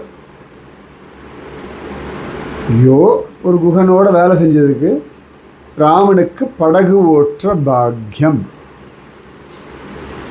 அப்போ உங்களுக்கும் ஒவ்வொரு காலகட்டத்தில் ஏதோ ஒன்றத்தை காரணமாக கொண்டு ஒரு பாக்கியம் சுவாமி கொடுக்குறார். சில பேருக்கு கோவிலில் கைங்கரியம் கிடைக்கும், சில பேருக்கு கோயிலுக்கு கைங்கரியம் என்ற பாக்கியம் கிடைக்கும், சில பேர் பக்தாளுக்கு கைங்கரியம் என்ற பாக்கியம். நிறைய உண்டு, நிறைய உண்டு, அத்தனை விதமாக உண்டு இல்லையா? அதனால் பிரசாதம் பலவிதம், ஒவ்வொன்றும் பிரசாதம் தான். நாராயண பட்டத்திற்கு வியாதியும் பிரசாதம் தான். பீஷ்மருக்கு அம்பு படுக்கையும் பிரசாதம் தான். அவர் சகஸ்ரநாமம் சொல்லும்போது நின்று கேட்குறானே, நின்று கேட்கணும். அவர் சகஸ்ரநாமம் சொல்ல போகிறார், எனக்கு தெரியும் ஓரத்தொக்க நின்று கேட்டுன்னு இருக்கானோ. அப்போ பகவத் பிரசாதம் வர்ஷிச்சுட்டே இருக்குது. ஆரம்பத்தையே சொன்ன மாதிரி ஒவ்வொரு நாளுமே பிரசாதம், ஒவ்வொரு செயலுமே பிரசாதம். இன்றைக்கி பேசுகிறோம், கேட்குறோம், நடக்கிறோம், வஸ்திரம் உடுத்திக்கிறோம், பிரசாதம். இன்றைக்கி குளிக்கிறோம், பிரசாதம். இன்றைக்கி மூளை வேலை செய்கிறது, பிரசாதம். இன்றைக்கி நம்ம கண்ணால் பார்க்குறோம், நம்ம காலால் நடக்கிறோம், நம்ம கையால் சாப்பிட்றோம், நம்ம உடம்பை நாம் குளிப்பாட்டிக்கிறோம், பிரசாதம். நிஜமாக சொல்கிறேன், குளிக்கிறது எவ்வளோ பெரிய பிரசாதம் தெரியுமா? எனக்கு கால் அடிபட்டது, கட்டு போட்டாச்சு. அந்த கட்டு கழட்டி அந்த ஸ்டிச்சஸ் பிரிக்கிற வரைக்கும் குளியல் கிடையாதுன்னுட்டார். டெய்லி வாக்கிங் போய் 2 வேளை 3 வேளை குளிக்கிற ஆசாமி. குளியல் டெய்லி அந்த வெட் வைப்பை வச்சு உடம்பை தொடச்சிருந்தேன். எப்படா அப்போ உடம்புல தண்ணி காட்ட போகிறோன்னு இருந்து ஒரு மாதம்.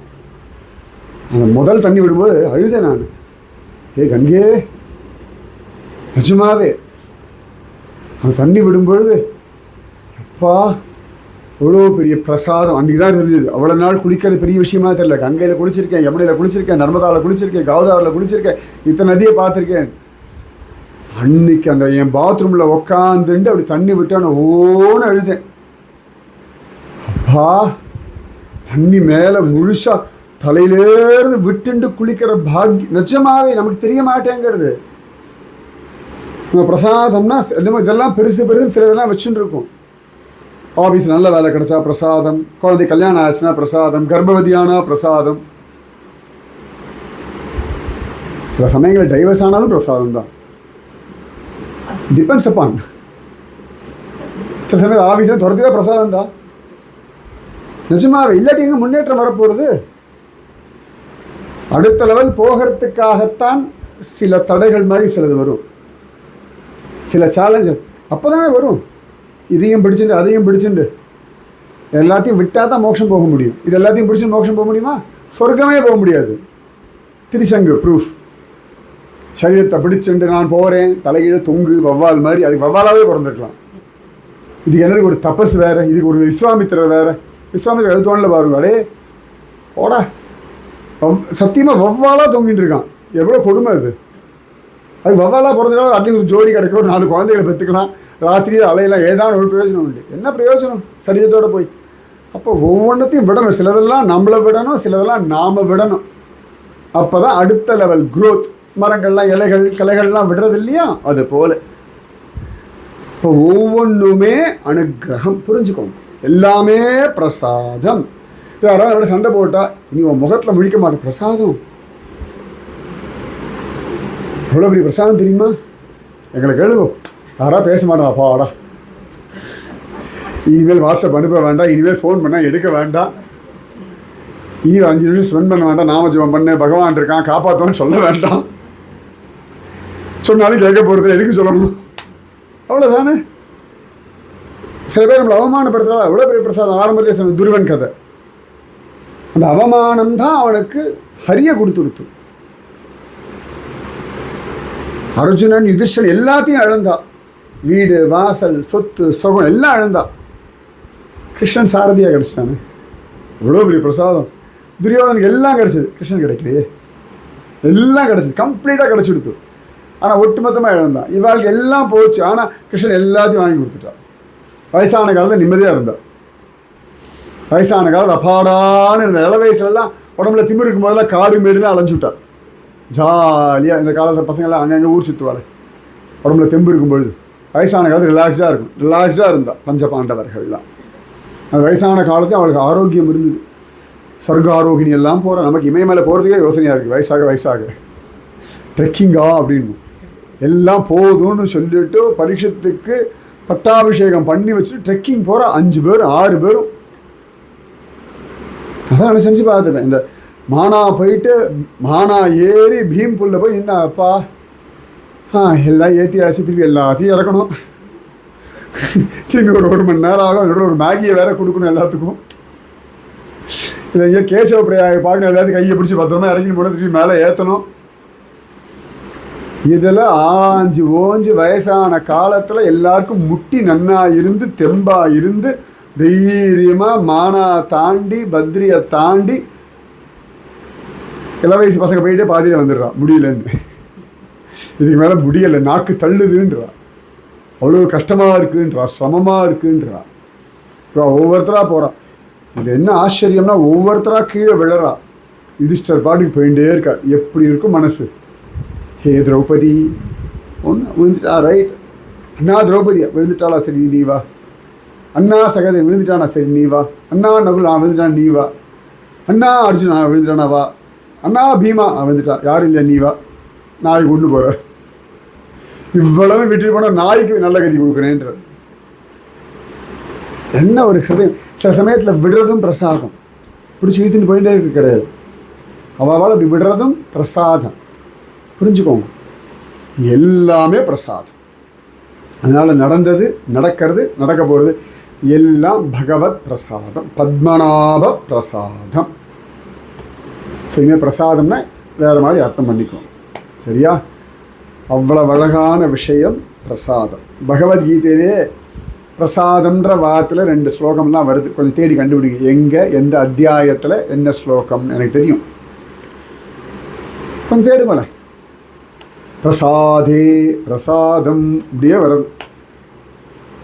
அதனால் நிறைய இருக்குது. Ramayanam, Bhagavatam, Mahabharatam.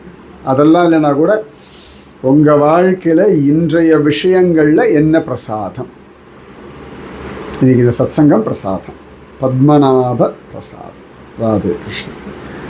Radhe Krishna Krishna Radhe Radhe Krishna Krishna Radhe Krishna Krishna Radhe Radhe Krishna Krishna. Bada நிவேதம் madam, fan of பண்ணிக்கோ, நீயே பண்ணுப்பா.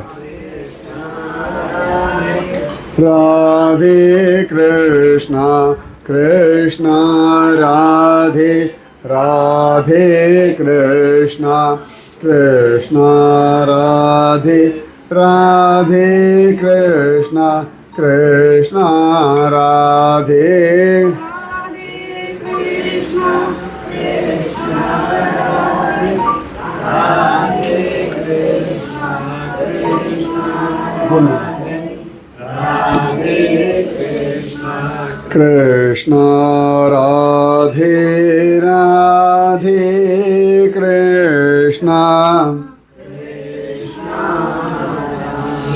जय सद्गुरुनाथ भगवान की जय समस्त भागवदल को जय गोविंद नाम संकीर्तनम गोविंदा जय जानकी कांत स्मरणम जय जय राम राम गोपिका जीवन स्मरणम गोविंदा गोविंदा ஆழ்வார் திருவடிகளே சரணம் ஆண்டாள் திருவடிகளே சரணம் எம்பெருமானார் திருவடிகளே சரணம் गुरुर्पणम जय श्री राधे कृष्णा सत्संग की जय जय श्री पूज्य श्री श्री अम्मावक जय जय श्री भारत माता की जय लोका